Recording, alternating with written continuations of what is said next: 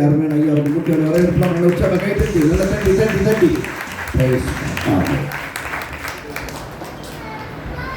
தேவ செய்திக்காக பாச செல்வமணி அவர்கள் இல்லையா, பாச செல்வமணி அவர்கள் தேவ செய்திக்காக ஜெபிப்பார். அல்லேலூயா. கண்களை மூடி நாம் ஜெபம் பண்ணுவோம். அல்லேலூயா. வானத்தையும் பூமியையும் உண்டாக்கின சர்வ வல்லமுள்ள தேவனே, இந்த ஆசீர்வதிக்கப்பட்ட மனமாட்சி நாளுக்காக நான் நன்றிகள் செலுத்துகிறோம். பரிசுத்தாவியானவரே, என்னோட வார்த்தைகளை எங்களை ஆசீர்வதித்து தருவீரப்பா. மோசையோடு ஆண்டவரே, நீ எங்களோட பேசின ஆவியானவர், நீ எங்களோட பேசுவீரப்பா. ஷகதரபதரபா பூரபகபரந்தரபா சந்தரபகரபா.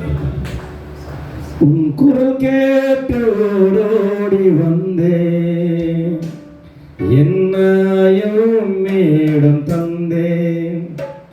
உன் குரல் கேட்டு ஓடோடி வந்தேன், என்னையும் மேடம் தந்தேன்.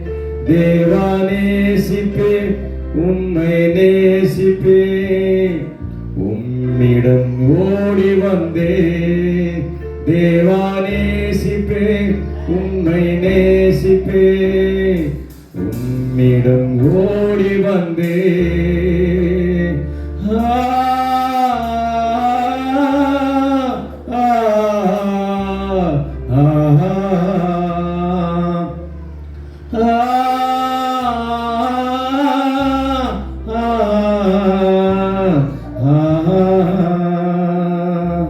உன்னேசம் இன்பம், உன் அன்பு மதுரம், உன் வார்த்தை இனிமை, உன் குரல் பேரின்பம். உன் முகம் மகிமை, உன் கரம் தேற்றம், உன் அழகே வெளிச்சமானே, உன் அழகே வெளிச்சமானே. உன் குரல் கேட்டு ஓடோடி வந்தே, உம்மையே என்னிடம் தந்தே. தேவா நேசிப்பே, உம்மை நேசிப்பே, உம்மிடம் ஓடி வந்தே. பரிசுத்த ஆவியானவரே, மனுஷன் அப்பதான் மட்டுமல்ல, உன் வார்த்தைனால பிழைப்பா. ஆண்டவரே, ஆவியானவர் வார்த்தைகள் அந்த விடுதலை தரபடியாக இந்த இடத்துல ஆண்டவர் ரட்சிக்கப்படாதவர்கள் ஆவியானவரோட வார்த்தையில கேட்டு ரட்சிக்கப்பட, விடுதலை அடைய, சமாதானம் அடைய கிருபை பாராட்டாண்டவரை செய்தி கொடுக்கிறார். ஆண்டவர் எங்க ஐயா தேவன் ஆவியானவர் அபிதமாய் நீர் ஆசீர்வதித்து ஆண்டவர் அவர் வாயிலிருந்து ஒரு புறப்படுற வார்த்தைகளும் ஆண்டவர் வல்லமையாய் வெளிப்பட கிருபை பாராட்டார். குடும்பத்தை ஆசீர்வதிப்பு, பெரிய காரியம் செய்யும். இயேசுவின் நாமத்தில் ஜெபிக்கிறோம் நல்ல பிதாவே.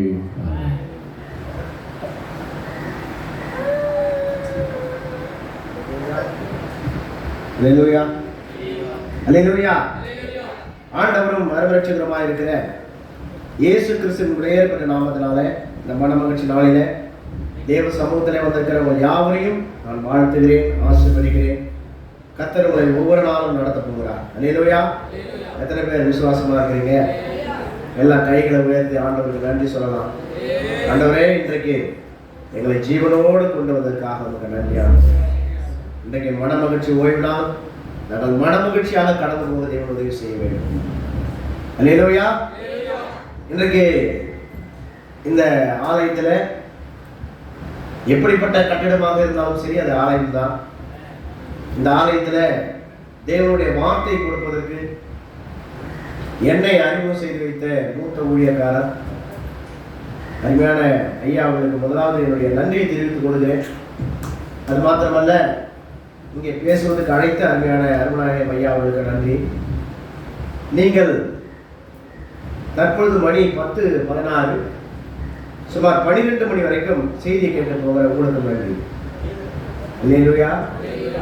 ஏங்க நீங்க பேசிக்கொண்டிருங்கள், நாங்கள் கடந்து போகிறோம் என்று நீங்க சொல்லுகிறீர்கள். அல்லேலூயா. தேவன் உங்களை ஆசீர்வதிப்பாராக. அருமையான ஊழியக்காரர் சொன்னது போல, நான் இந்த இடத்துல மாறினாதான் அந்த பக்கம் ஒரு சர்ச்சு, அதுக்கப்புறம் நடுவில் ஒன்று ஏசிய சர்ச்சு, அட்வர் சர்ச்சு, அதுக்கப்புறம் எல்லா இடத்துலையும் பேசிட்டேன்.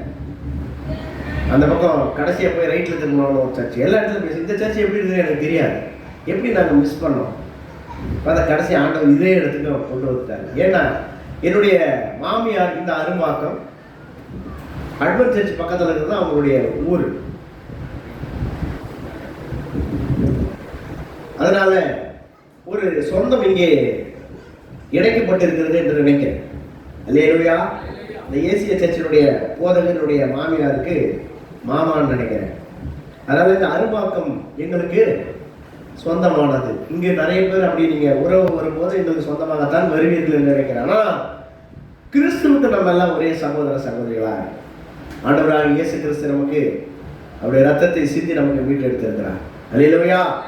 அதற்குள்ளே நம்ம எல்லாரும் யாரும் இப்படியா இருக்கிறோம், சகோதரனும் சகோதரியுமா இருக்கிறோம்.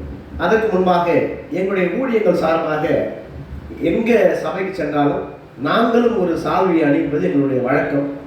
அதே போல அருமையான அறிமுகம் செய்து வைத்த ஐயா அவர்களுக்கு ஒரு சால்வியை நான் அணிவித்து விடுகிறோம்.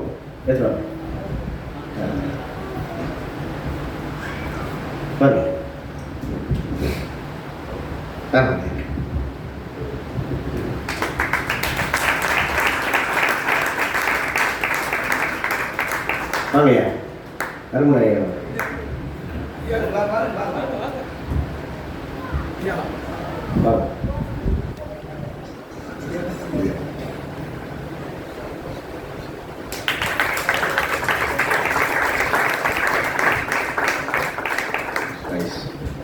அல்லேலூயா. இன்றைக்கு கொடுக்க போகிற செய்தியுடைய தலைப்பு மிக வித்தியாசமாக இருக்க போகிறது. இயேசு கிறிஸ்துவை ஏற்றுக்கொண்டு ரட்சிக்கப்பட்ட ஒரு கிறிஸ்தவன், ஆவியிலே அபிஷேகம் பெற்றவன், அந்நிய பாஷை பேசிக் கொண்டிருப்பவன், ரட்சிக்கப்படாதவர்கள் அல்ல, ரட்சிக்கப்பட்டவர்கள். இன்றைக்கு 2025 வருஷத்தை கொஞ்சம் முடிக்க போறோம். இன்னும் 2 மாசம் தான் இருக்குன்னு நினைக்கிறேன். நாம நம்ம வாழ்க்கையில எடுக்க வேண்டிய தீர்மானம் என்ன, எடுக்கவே கூடாத தீர்மானம் என்ன என்பதை குறித்து நாம் பார்க்க போகிறோம். ஏன்னா சத்தியத்தை ஆழமாக கொண்டு போய் சேர்ப்பதை விட மிக எளிமையாக உங்கள் மத்தியில் பேசலாம் என்று தீர்மானித்திருக்கிறோம். கர்த்தர் இந்த வார்த்தையை ஆசீர்வதிப்பாராக. அல்லேலூயா. இப்போ ஒரு கிறிஸ்தவன் ரட்சிக்கப்பட்ட பின்பு நாம் எதை செய்யக்கூடாது, எந்த தீர்மானத்தை நாம அழித்திருக்க வேண்டும் அல்லது ஒழித்திருக்க வேண்டும் என்று முதலாவது பார்க்க வேண்டும். பிலிப்பியர் 3ஆம் அதிகாரம் 13-14 எடுத்து வாசிக்கும் பொழுது, பிலிப்பியர் எழுதின புஸ்தகம் 273ஆம் பக்கம், புதிய ஏற்பாட்டில் 13-14. சகோதரரே, அதை பிடித்துக் கொண்டேன் என்று நான் எண்ணுகிறது இல்லை, ஒன்று மாத்திரம் நான் செய்கிறேன், பின்னானவைகளை மறந்து முன்னானவைகளை நாடி கிறிஸ்து இயேசுக்குள் தேவன் அழைத்த பரம அழைப்பின் பந்தய பொருளுக்காக இலக்கை நோக்கி தொடர்கிறேன். அல்லேலூயா. எனக்கு பிரியமானவர்களே, இன்றைக்கு ஆண்டவர் மத்தியில் பேச விரும்புகிற ஒரு காரியம், நீங்கள் பின்னானவைகளை மறந்து முன்னானவைகளை நாடி கிறிஸ்துவானவர் உங்களை அழைத்த அழைப்பின் நோக்கங்களை நீ அறிந்து நீ அந்த பரம அழைப்பின் பந்தய பொருளை பெறுவதற்காக உன் இலக்கை நீ தொடரப்பட வேண்டும். அல்லேலூயா. எத்தனை பேர் விசுவாசிக்கிறீங்க? இந்த உலகத்துல ஆண்டவர் முதலாவது இந்த உலகத்தை உருவாக்குகிறார். உருவாக்கின பின்பு எல்லாம் நல்லது என்று காண்கிறார். பார்த்தார், எல்லாமே அற்புதமாக இருக்கிறது. ஆனால் ஆண்டவர் மட்டும்தான் இருக்கிறார். எல்லாம் உண்டாக்கியாச்சு, ஆண்டவர் மட்டும் தான் இருக்கிறார். பின்பு பார்த்தார், இதை அனுபவித்துக்கு ஆள் வேணுமே. ஆண்டவர் நினைத்தார், எல்லாவிதம் என்னை போல வர வேண்டும் என்று சொல்லி முதலாவது தேவ தூதனுக்கு என்று ஒரு தோட்டத்தை உருவாக்குகிறார். இசைக்கேல் புஸ்தகம் 28ஆம் அதிகாரம் 13ஆம் வசனம் வாசிக்க வேண்டாம். தேவ தூதனுக்கு என்று ஒரு தோட்டத்தை உருவாக்கி தூதனை எங்கே வைக்கிறார்? ஒரு கூட்ட தூதனை இங்கே வைக்கிறார். அந்த தூதனை வைத்து அவருடைய திட்டத்தை, தீர்மானத்தை நிறைவேற்ற வேண்டும் என்று ஆண்டவர் நினைக்கிறார். நினைக்கும் பொழுது அவன் அதன்படி செயல்பட்டு கொண்டுதான் வந்தான். ஆண்டவருக்கு நிகராக நினைத்தான். ஆண்டவரை போல இருக்கணும்னு நினைச்சிட்டான். பெருமை பாராட்டி விட்டான். ஆண்டவர் என்ன பண்ணார்? அவனை என்ன பண்ணாரு? கீழே தள்ளி விட்டார். ஆண்டவர் ஒரு திட்டத்தை வைத்தார், தீர்மானத்தை வைத்தார். இந்த தூதனை வைத்து எல்லாம் செய்யலாம் என்று தீர்மானித்தார். ஆனால் முதலாவது ஆண்டவர் தோல்வியை கண்டு விட்டார். தூதன் மூலமாக தோல்வியை கண்டு ஒரு கூட்ட தூதர்கள் கீழே விழுந்து போய்விட்டார்கள். ஆண்டவராக இயேசு கிறிஸ்து பின்பு எல்லாவற்றையும் பார்த்தார். எல்லாம் ஜோடி ஜோடியாக இருந்தது, எல்லாம் இரட்டத்தனையாக இருந்தது. பின்பு ஆண்டவர் ஆதியாகமம் 2ஆம் அதிகாரம் 8ஆம் வசனத்தில் வாசிக்கும் பொழுது, மண்ணை எடுத்து மண்ணை பிசைந்து அந்த மண்ணிலே ஒரு உருவத்தை அமைத்து, தன்னை போல உருவத்தை அமைத்து, அவருடைய ஜீவ சுவாசத்தை அதில் ஊற்றி அவனுக்கு ஆதாம் என்று பெயரைத்து ஏதேன் என்கிற தோட்டத்தை உருவாக்கி அந்த தோட்டத்திலே கொண்டு போய் அவனை வைக்கிறார். இவனாவது என்னுடைய திட்டத்தை, தீர்மானத்தை, நான் சொன்னதை கீழ்ப்படிந்து நடப்பான் என்று சொல்லி அந்த ஆதாமை கொண்டு போய் அங்கு வைக்கிறார். அவன் எல்லாவற்றையும் செய்து கொண்டுதான் இருந்தான். ஆனால் அவனிடத்தில் ஆண்டவர் சொன்னார், நீ இந்த காரியத்தை மாத்திரம் செய்யாதே, மீது எல்லாம் செய்யும் சொல்லும் பொழுது அவன் அதை தன்னுடைய தீர்மானத்தில் வைக்கவில்லை. எல்லாம் ஜோடி ஜோடியாக இருந்தது. ஆண்டவர் பார்த்தால் அவனுக்கு ஏற்ற துணையை உண்டாக்க வேண்டும் என்று சொல்லி அவன் விழாவிலிருந்து ஒரு மனைவி உண்டாக்கினார். அவளுக்கு ஏவாள் என்று பெயர் வைத்தார். ஆண்டவர் சொன்னதை அவன்கிட்ட சொன்னான். அவன் போனா அந்த பழத்தை பறிச்சா, சாப்பிட்டா, அவனுக்கும் கொடுத்தா. 2 பேரும் என்ன ஆனாங்க? ஆதியாகமம் 3ஆம் அதிகாரம் 9ஆம் வசனம் 10ஆம் வசனத்தை வாசிக்கும் பொழுது, ஆண்டவர் அவனோடு பேசி கொண்டிருந்த காலங்களிலே பின்பு ஆண்டவர் அவனை அழைக்கிறார். ஆதாமே, நீ எங்கப்பா இருக்கிற? நேற்று இரவு என்னோடு பேசி கொண்டிருந்தாயே அப்படின்னு அவனை கூப்பிட்டு கேட்கும் பொழுது அவங்ககிட்ட ஆண்டவர் பேசுகிறார். அதற்கு ஆதாம் சொல்கிறார், ஆண்டவரே, நான் பாவம் செய்தபடியால் நான் நிர்வாணியாய் இருக்கிறேன், அதனால பயந்து ஒளிந்து கொண்டிருக்கிறேன் ஆண்டவரே என்று ஆண்டவரத்தில் பதில் உரைக்கிறார். ஆண்டவர் இந்த இடத்துல தோல்வியை கண்டுவிட்டார். ஆண்டவருடைய திட்டத்துக்கு, தீர்மானத்துக்கு, அவருடைய அழைப்புக்கு நாம் பாத்திரனா இருக்கிறோமா? அதற்கும் அங்கே தோல்வியை கண்டுவிட்டு பின்பு பிதாவாகிய தேவன் இயேசு கிறிஸ்து தன்னை சொந்த குமாரனை இந்த உலகத்துக்கு அனுப்புகிறார். அவர் வந்து பிறக்கிறார், எல்லா நன்மைகளும் செய்கிறார். எல்லாவற்றையும் செய்த பின்பு அவர் கேதுரோன் என்கிற ஆற்றை கடந்து போய் கெத்செமனே என்கிற தோட்டத்துக்குள் கடந்து போகிறார். 3ஆவதாக ஒரு தோட்டத்துக்குள் பிரவேசித்து அங்கே ஜெபிக்கிறார். பிதாவே, இந்த பாத்திரம் என்னை விட்டு நீங்க கூடுமானால் நீங்க கூடட்டும் என்று ஜெபிக்கிறார். அந்த இடத்தில் ஆண்டவர் தோல்வியை கண்டு விடுகிறார். உடனே அவரை வந்து பிடித்து கொண்டு போய் கல்வாரி என்கிற தோட்டத்திலே அவரை கொண்டு போய் அடிக்கிறார்கள், சித்திரவதை செய்கிறார்கள், அவரை ஈட்டியினால் குத்துகிறார்கள், ரத்தம் சிந்தப்படுகிறது, முள்முடி சூடப்படுகிறது. அங்கே பிதாவே எல்லாம் முடிந்தது என்று சொல்லி தன் ஜீவனை விடுகிறார். விட்டு அவர் நேரடியாக கல்லறை என்கிற தோட்டத்துக்கு கொண்டு போகப்படுகிறார். 4 தோட்டத்தை உருவாக்குகிறார். 4 தோட்டத்திலையும் அவர் தோல்வி கண்ட இயேசு யோவான் 19:41 படி கல்லறை என்கிற தோட்டத்துக்குள் கடந்து போகிறார்.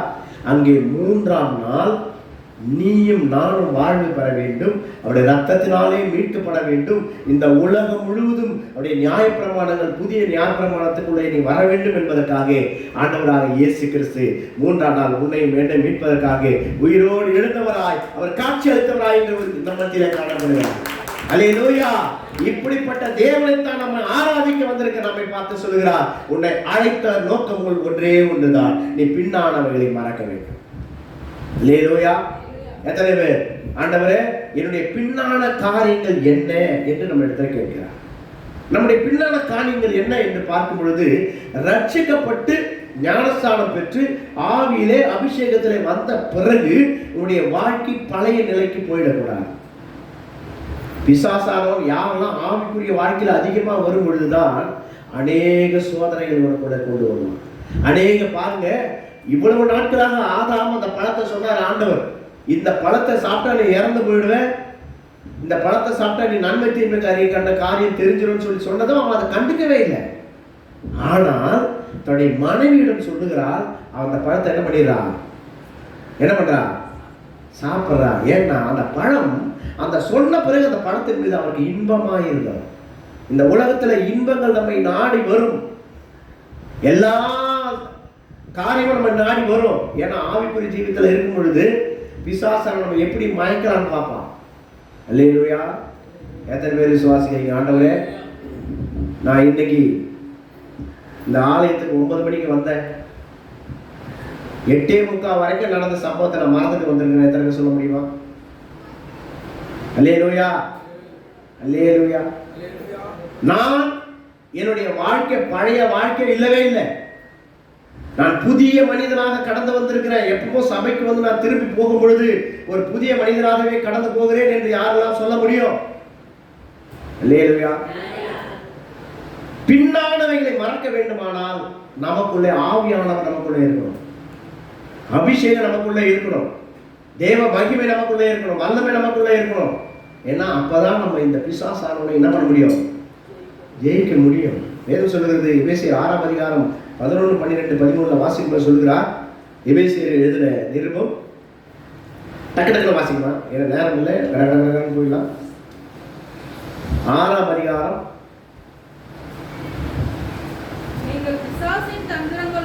நீங்கள் பிசாசின் தந்திரங்களோடு எதிர்த்து நிற்க திராணி உள்ளவர்களாக இருக்க வேண்டும்.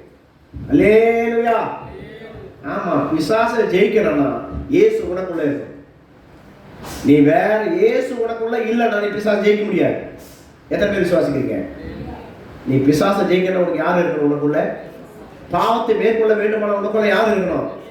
எப்படி பாவத்தை நீ மேற்கொள்ளாமல் இருப்ப? இயேசு எப்படி இருந்தா மேற்கொள்ள முடியாது? அல்லேலூயா. பாருங்க, யோசேப்பு என்கிற ஒரு மனுஷன் இருந்தால் 13 வயதில் ஒரு கனவை காண்கிறான்.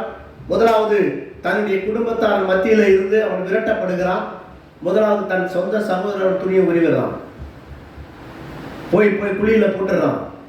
பின்பு போர்த்திபாருடைய மனைவி துணியை உருவுறான்.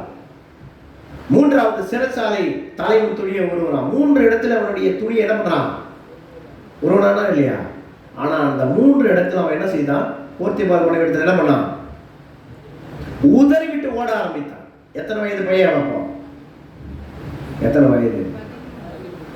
போர்த்திபார் இடத்துல இருக்கும்போது சரியாக 25 வயது அவனுக்கு. நல்ல வாலிப பிரயாணத்துல அவனை தேடி பாவம் வருகிறது, அவனை தேடி எல்லாம் வந்தது. ஆனால் அவன் என்ன செய்தான்? உதறிவிட்டு ஓட ஆரம்பித்தான். ஏன்னா ஆதியாகமம் 39:2 படி இயேசு அவனுக்குள்ளே இருந்தான். அல்லேலூயா. இயேசு அவனுக்குள் இருக்கும் பொழுது பாவம் உன்னை மேற்கொள்ள முடியாது. இயேசு உனக்குள்ள இல்லைன்னா பாவம் ஆட்டோமேட்டிக்கா வரும். அல்லேலூயா. எத்தனை பேர் விசுவாசிக்கிறீங்க? ஆண்டவரே, நீங்க எனக்குள்ள இருக்கும்போது இந்த உலகத்துல எல்லாமே உனக்கு சுத்தி இருக்கும், எல்லாமே உன்னை சுற்றி தான் சூழ்ந்து இருக்கும். ஆனால் நீ அதை மேற்கொள்ளாமல் இருக்க வேண்டுமானால் இயேசு உனக்குள்ளே வாசம் பண்ண வேண்டும். அல்லேலூயா.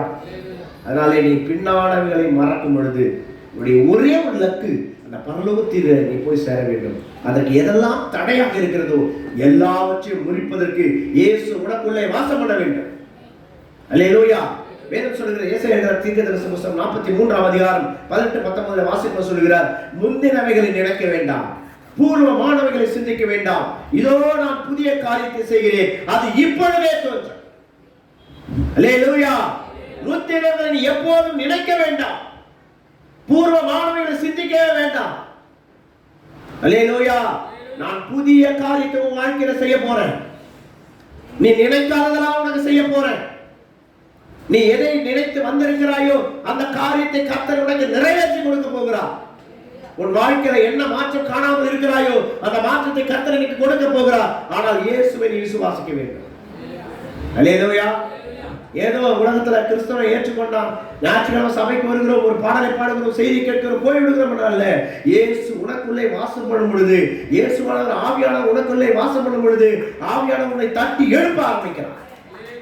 அல்லேலூயா. அல்லேலூயா. எத்தனை பேர் இன்னைக்கு காலையில எழும்பி 5 மணிக்கு 6 மணிக்கு 7 மணிக்குள்ள ஜெபம் பண்ணிட்டு வந்தது? எத்தனை பேர் ஜெபம் பண்ணிட்டு வேதத்தை வாசித்து வந்தவங்க எத்தனை பேர்? ஒரு சிலர் தூக்குறீங்க. கர்த்தர் உங்களை ஆசீர்வதிப்பார். சரி, காலையில 6 மணிக்கு எந்திரிச்சு கணவனும் மனைவியும் கை கொடுத்து ஜெபம் பண்ணிட்டு வந்தவங்க எத்தனை பேர்? கை தூக்கலாம். கணவனும் மனைவியும் கை கோர்த்து ஜெபம் பண்றது எத்தனை பேர்? இந்த பழக்கமே இல்லையா? அல்லேலூயா. ஏதோ வரையில பண்றது நல்லது. அல்லேலூயா. இப்படிப்பட்டவர்களைத்தான் கர்த்தர் பார்த்து கொண்டிருக்கிறார். ஏன்னா பிசாசு நெருங்காததுக்கு காரணம் என்ன தெரியுமா? இப்போ ஒரு வாழ்க்கையில கணவனுக்கு மனைவி பிரச்சனை எப்படி கொண்டாடலாம்? நீ அன்பா இருந்து பாரு, ரொம்ப உன்னை எங்க கட் பண்ணலான்னு பார்ப்பான். அல்லேலூயா. அது ஏன் அந்த ஜெபம் பண்றோம் அப்படின்னா, சத்துரு உன்னை தொட முடியாது. தொடர்றதுக்கு நினைப்பான், ஒரு ஜெபத்தினால அடித்து விரட்டப்படுவான். அல்லேலூயா. எத்தனை பேர் நாளையில இருந்து இந்த இவ்வளவு நாள் நீங்க எப்படி இருந்தீங்களா அதை விட்டுருங்க. நாளையில இருந்து காலையிலேயாவது நைட்டாகும் ஏதோ ஒரு வேளை கணவன் மனைவி 2 பேரும் கை பிடிச்சி ஜெபம் பண்ணும். எத்தனை பேர் குடும்ப ஜெபம் பண்றது நைட்ல? குடும்ப ஜெபம் பண்ணாம தூக்கமே வரக்கூடாது. அல்லேலூயா. அல்லேலூயா. ஜெபம் பண்ணாம சாப்பாடே கிடையாது. முந்தினவைகளை நினைக்க வேண்டாம், பூர்வமானவர்களை சிந்திக்க வேண்டாம், இதோ நான் புதிய காரியத்தை செய்ய போகிறேன் என்று ஆண்டவர் சொல்கிறார் என்றார். உன் வாழ்க்கையில நீ புதிய புதிய யுக்திகளை, தேவனை எப்படியெல்லாம் தரிசிக்கலாம், தேவனை எப்படியெல்லாம் துதிக்கலாம் என்று நீ காரியத்தை மேற்கொள்ளும் பொழுது உன் வாழ்க்கையில ஒரு புதிய காரியத்தை கர்த்தர் செய்கிறார். அல்லேலூயா. அவரை யாரெல்லாம் நம்பி விசுவாசித்து வருகிறார்களோ அவளை ஒரு நாள் கர்த்தர் கைவிட்டதே இல்லை. எத்தனை பேர் விசுவாசிக்கிறீங்க? என்னுடைய தகப்பனார், நீங்கள்லாம் எத்தனை பேர் வந்து நேரடியாக இந்து கிறிஸ்டினா இருக்கீங்க? எத்தனை பேர் இந்துல லட்சம் படிக்கிறீங்க இல்லையா? என்னுடைய நான்லாம் வந்து பார்த்தீங்கன்னா பெரிய மகா பெரிய இந்து. என்னுடைய தகப்பனார் ஒரு பெரிய மந்திரவாதி. மந்திரவாதினா எப்படின்னா, ஆண் மலையாளம் பெண் மலையாளம் கேரளாவில். நாங்கள் கேரளாக்காரன். எப்படி மந்திரம் செய்வோம் அப்படின்னா, சுடுகாட்டில் போய் தளச்ச குழந்தை எடுத்துட்டு வந்து அதில் ஊன் உருக்கி அதில் மை செய்து வெத்தலையில் வச்சு அதில் மாந்திரிகம் செய்வோம். ஒருவருடைய கை கால் விழ வேண்டுமானால் இப்போ இருந்து அப்படியே எனக்கும் அந்த மந்திரம் தெரியும். அந்த மந்திரத்தை செய்யும் பொழுது அவன் கை கால் விழுந்துடும். அவனுக்கு எனக்கு நான் என்ன நினைக்கிறேனோ அதை செய்ய முடியும். அப்படிப்பட்ட மந்திரவாதியினுடைய வயிற்றில் பிறந்து இன்னைக்கு இந்த மந்திரத்தை உங்களுக்கு ஓதிக்கொண்டிருக்கிறேன். அல்லேலூயா. என் தேவன் இந்த உலகம் தோன்றுவதற்கு முன்பாக உன்னையும் என்னையும் முன்குறித்திருக்கிறார் என்று சொன்னால் அது சாதாரண விஷயம் அல்ல. தேவ சமூகத்தில் கேட்பேன், ஆண்டவரே நீங்க என்னை தெரிந்து கொண்ட ஒரு நோக்கம் இருக்கிறது ஆண்டவரே. எங்கெல்லாம் உன்னுடைய நாமத்தை பறைசாற்ற முடியுமோ அந்த இடத்தெல்லாம் போய் நான் பறைசாற்றுவேன். ஏன்னா என் தேவன் எனக்கு செய்த அற்புதங்கள், அடையாளங்கள், நன்மைகள் ஏராளம் ஏராளமாக இருக்கிறது. அல்லேலூயா. எத்தனை பேர் எங்கெல்லாம் எப்படியெல்லாம் இருக்கிறான். நான் இன்றைக்கு தமிழ்நாடு அரசுடைய சிறப்பு வழக்கறிஞராக பணியாற்றி கொண்டிருக்கிறேன். என்னுடைய மகள் ஒரு டாக்டர், என்னுடைய இன்னொரு மகள் வழக்கறிஞர். இந்த நிலைக்கு கர்த்தர் கொண்டு வருவதற்கு காரணம் என்ன? என் தேவனை நான் நேசிக்க, என் தேவன் எனக்கு கொடுத்த ஈவு. இதெல்லாம் என்னால் உடைச்சுதா? இந்த உலகத்துல எல்லாம் படிச்சிடலாம், ஆனால் ஞானம் மட்டும் தேவன் கொடுப்பது. அல்லேலூயா. அல்லேலூயா. ஏன் இன்றைக்கு உங்கள் மத்தியிலே வந்து பிரசங்கிக்க வேண்டும்? நேற்று இரவு 11 மணிக்கு நான் பெங்களூர்ல இருந்து வந்து இறங்குறேன். ட்ரெயினை விட்டுட்டு இருப்பேன், எப்படி பிடிச்சிட்டோம். அங்கிருந்து திரும்பி வந்த பிறகு உடல்நிலை சரியில்லை, அங்கே கிளைமேட் சரியில்லை. காலையில் எந்திரிச்சா ஒரே டயர்டு. ஆனால் இருந்தாலும் எப்படி அப்படி இப்படிமா பிடிச்சி ஓடி வந்துட்டோம். கர்த்தர் உங்கள் சபையை இன்னைக்கு பேச வேண்டும் என்று தீர்மானித்திருக்கிறார். கர்த்தர் ஆசீர்வதிப்பாரா. வேதம் சொல்லுகிறது, ஆதியாகமத்தின் புத்தகம் 50ஆம் அதிகாரம் 2ஆம் வசனத்தை வாசிக்கும்போது சொல்கிறார், 50:20, மற்றவர்கள் நமக்கு செய்த தீமையை நீ என்ன பண்ணணுமா?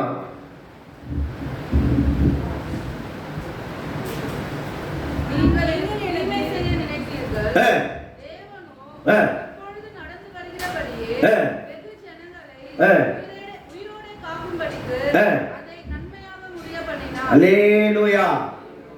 மற்றவர்களுக்கு நாம் எப்பொழுதுமே நன்மை செய்யும் பொழுது ஒருவருக்கு தீமை செஞ்சிடக்கூடாது. நமக்கு தெரிஞ்சு தீமை என்ன பண்ணக்கூடாதா? அதெல்லாம் நம்ம வந்து செய்யறதுக்கு நம்ம கிறிஸ்தவனே அல்ல. மற்றவர்களுக்கு நாம் தீமை ஒரு நாளும் செய்யக்கூடாது. ஆனால் என்ன மட்டும் செய்யணும்? நன்மை செய்கிறவராகவே. இயேசு கிறிஸ்து எப்படி இருந்தாராம்? நன்மை செய்கிறவராகவே இருந்தார். அப்படிப்பட்ட ஒரு முன்னெடுப்பு இருக்கணும் நமக்குள்ள. வேதம் சொல்லுகிற ஒரு இடத்துல யாக்கோபு எழுதின நிருபம் 1ஆம் அதிகாரம் 21, 22 வாசிக்க சொல்கிறார். 21, 22 டக்கு டக்கு டக்கு டக்கு வாசிங்க. யாக்கோபு எழுதின நிருபம் 1ஆம் அதிகாரம்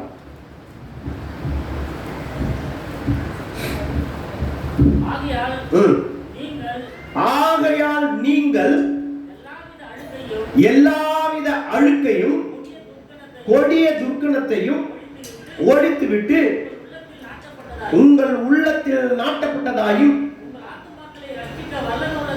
உங்கள் ஆத்துமாக்களை ரட்சிக்க வல்லமுள்ளதாய் இருக்கிறதாயும் வசனத்தை சாந்தமாய் ஏற்றுக்கொள்ள வேண்டும். அல்லேலூயா. எதை ஒழிக்கணுமோ அதை ஒழிச்சிடணும். நம்ம உள்ளத்துல அநேக காரியங்கள் இருக்குது. இப்ப கூட நம்ம பிரசங்கம் கேட்டுக்கொண்டு இருக்கிறோம். சில பேரோட சிந்தனையில் எப்படி போயிட்டு இருக்கு தெரியுமா? எப்பவும் சபை 11 மணிக்கு முடிஞ்சிடும். யாரோ புது ஆளுகிட்ட வந்து மைக்கு கொடுத்துக்கிறாங்க. எப்போ முடிப்பானோ அந்த ஆள் சொல்லிட்டு வந்தேன். 9:30 நான் வந்து வரும்போதே கறி எடுத்துட்டு வந்து சமையல் செஞ்சு வச்சறையான்னு சொல்லிட்டு வந்தேன். 9:30 முடிக்கலன்னா அந்த ஆள் என்ன பண்ண போறானோ? அல்லேலூயா. எண்ணங்கள் சிந்தனைகளை நம்மை மாற்றி அமைத்துக் கொண்டே விசுவாசம் என்ன பண்ணுவோம்னா, எதையாவது ஒரு மனத்தில் கொண்டாடுவான். வசனத்தை நீ நல்ல வீரியமா கேட்டுக்கொண்டு இருப்ப, ஒரு சிந்தனை கொண்டாந்து விட்டுருவான். அல்லேலூயா. நம்ம கிறிஸ்தவர்கள் ரட்சிக்கப்பட்டவர்கள் எதெல்லாம் மறக்கணும்னு ஆண்டவர் நினைக்கிறாரோ அதெல்லாம் நமக்கு ரெனியூல் பண்றதுக்கு வந்துடுவான் பிசாசம். பாவம் செய்யக்கூடாதுன்னு நினைப்போம், அல்லது நம்முடைய வாயிலிருந்து புறப்படுகிற வார்த்தை அசிங்கமா வரக்கூடாதுன்னு நினைப்போம். ஆனா சில நேரங்களில் என்ன ஆயிடுது, நம்மள பிசாசம் எப்படியே தூண்டி விடுகிறான். அல்லேலூயா. இப்போ இங்க இருக்கிறவங்கள வந்து நான் என்னுடைய வாயில வந்து பரிசுத்த ஆவியானவர்கள் நான் பேசுவேன். இயேசுவை தான் நான் ஆராதிக்கிறேன், துதிக்கிறேன், போற்றுறேன், வணங்குறேன். என் நேரமும் துதி தான் என் வாயில இருக்கு அப்படின்னு சொல்றவங்க, இன்னைக்கு தேதி என்ன தேதி? 21ஆம் தேதியிலிருந்து 26ஆம் தேதி வரைக்கும் என் வீட்டுக்காரன் இது வரைக்கும் நான் சீன்னு சொல்லலை அப்படின்னு கை சொல்லுவாங்க. என்னுடைய வீட்டுக்காரங்க நான் சீன்னு சொன்னதே இல்லை அப்படின்னு சொல்ற கை சொல்லுவாங்க. அல்லது என்னுடைய மனைவியை நான் சீன்னு சொன்னதே இல்லை கை சொல்லுவோம். ஒருத்தர் மட்டும் தூக்கி இருக்கிறாரு. அல்லேலூயா. பாருங்க, அப்ப நம்மளால என்ன பண்ண முடியல?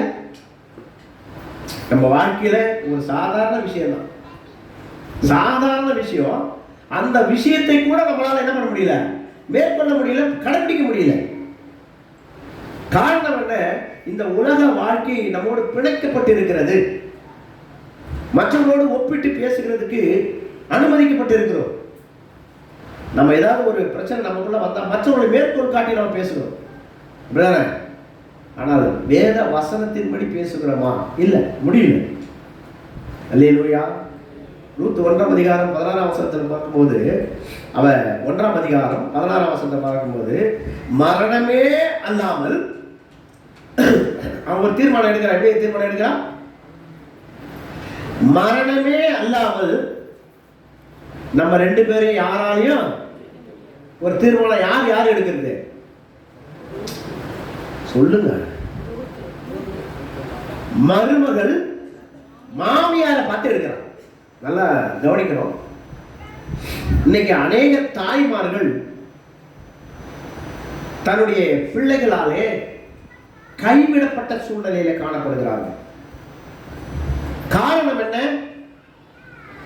அநேக ஒரு தாயும் தகப்பனும் பிள்ளைகளை நன்றாக படிக்க வச்சு ஆளாக்கி அவர்களை திருமணம் செய்து வைத்து எல்லாம் பண்ணி பார்த்து பார்த்து வளர்க்குறாங்க. வளர்த்த பின்பு ஒரு மனைவின்னு வந்த பிறகு தாய் தகப்பன் எங்க போயிடுறாங்க? எங்க போயிடுறாங்க? எந்த இடத்துக்கு போறாங்க? முதியோர் இல்லத்துக்கு போயிடுறாங்க. அல்லேலூயா. ஆனால் இந்த மாமியார் மருமகள் சொல்றா, மாமியாரே, மரணமே அல்லாமல் உன்னை என்னை யாராலும் பிரிக்க முடியாது. இப்படி யாரா தீர்மானம் எடுத்திருக்கீங்களா?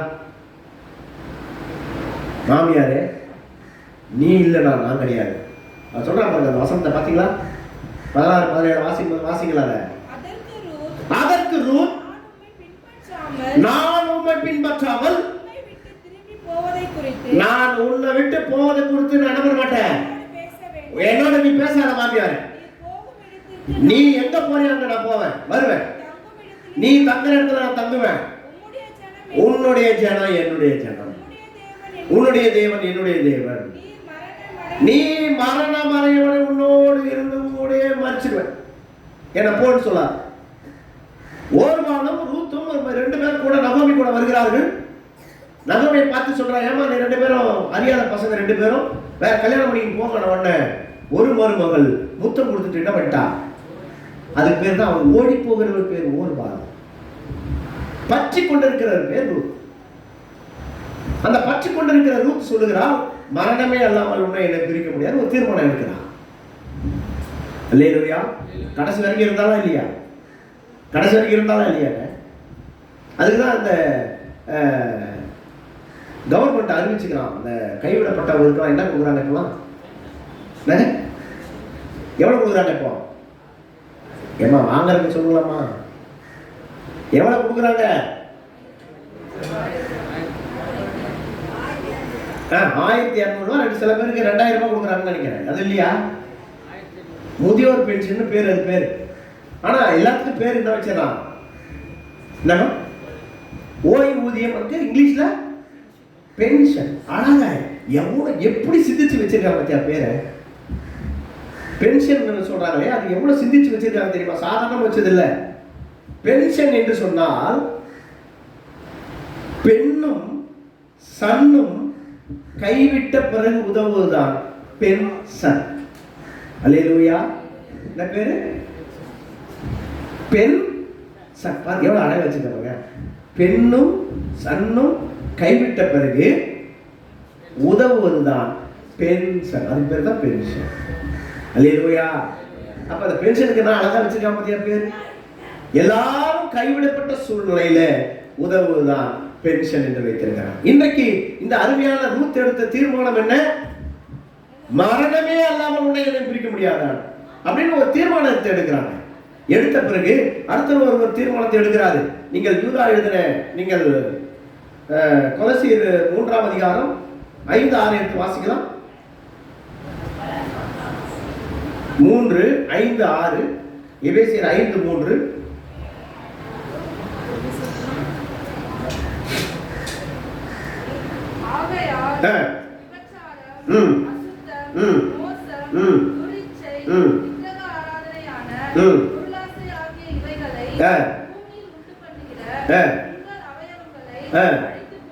அழித்து போடுங்கள்.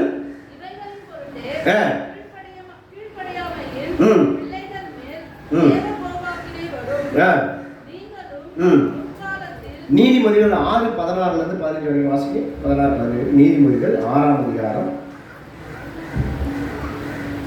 16-17-18.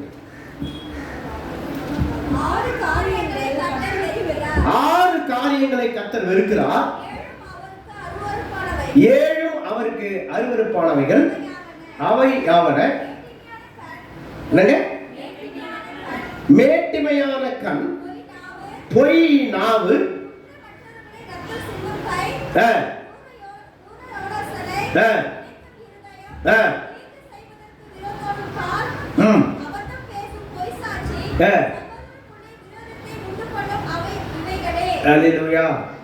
இவை எல்லாத்தையும் என்ன பண்ணணும்? நம்ம விட்டுணும். அந்த 5ஐயும் விட்டுறணும், இந்த 6ஐயும் விட்டுறணும். இப்ப இதுலதான் எல்லாமே அடங்கி இருக்குது. நம்முடைய ஒரு மனிதனுடைய எல்லா செயல்பாடும் இந்த 12ல அடங்கி போச்சு.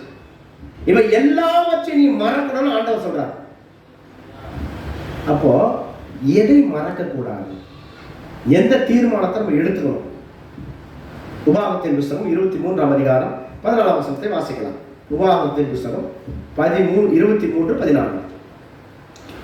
டக்கு டக்கு வாசிக்குமா?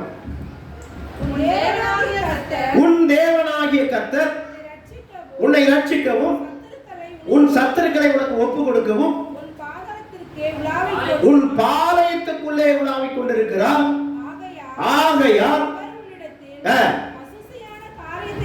அசுசியமான காரியத்தை கண்டு உன்னை விட்டு போகாதபடிக்கு உன் பாளையம் சுத்தமாயிருக்க வேண்டும்.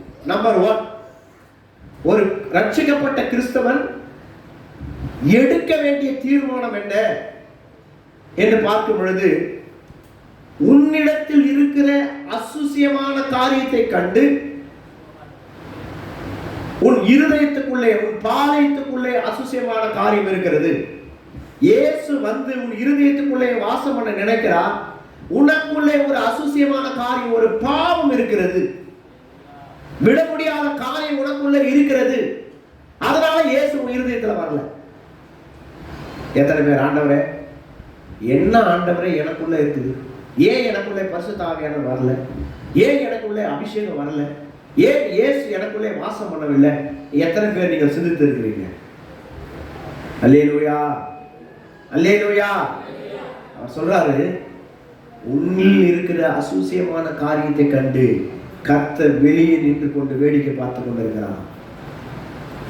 கிறிஸ்துவை ஏற்றுக்கொள்கிறோம், ஆவியில நிரம்புறோம், அபிஷேகத்தில் இருக்கிறோம், எல்லாம் தான் பண்றோம்.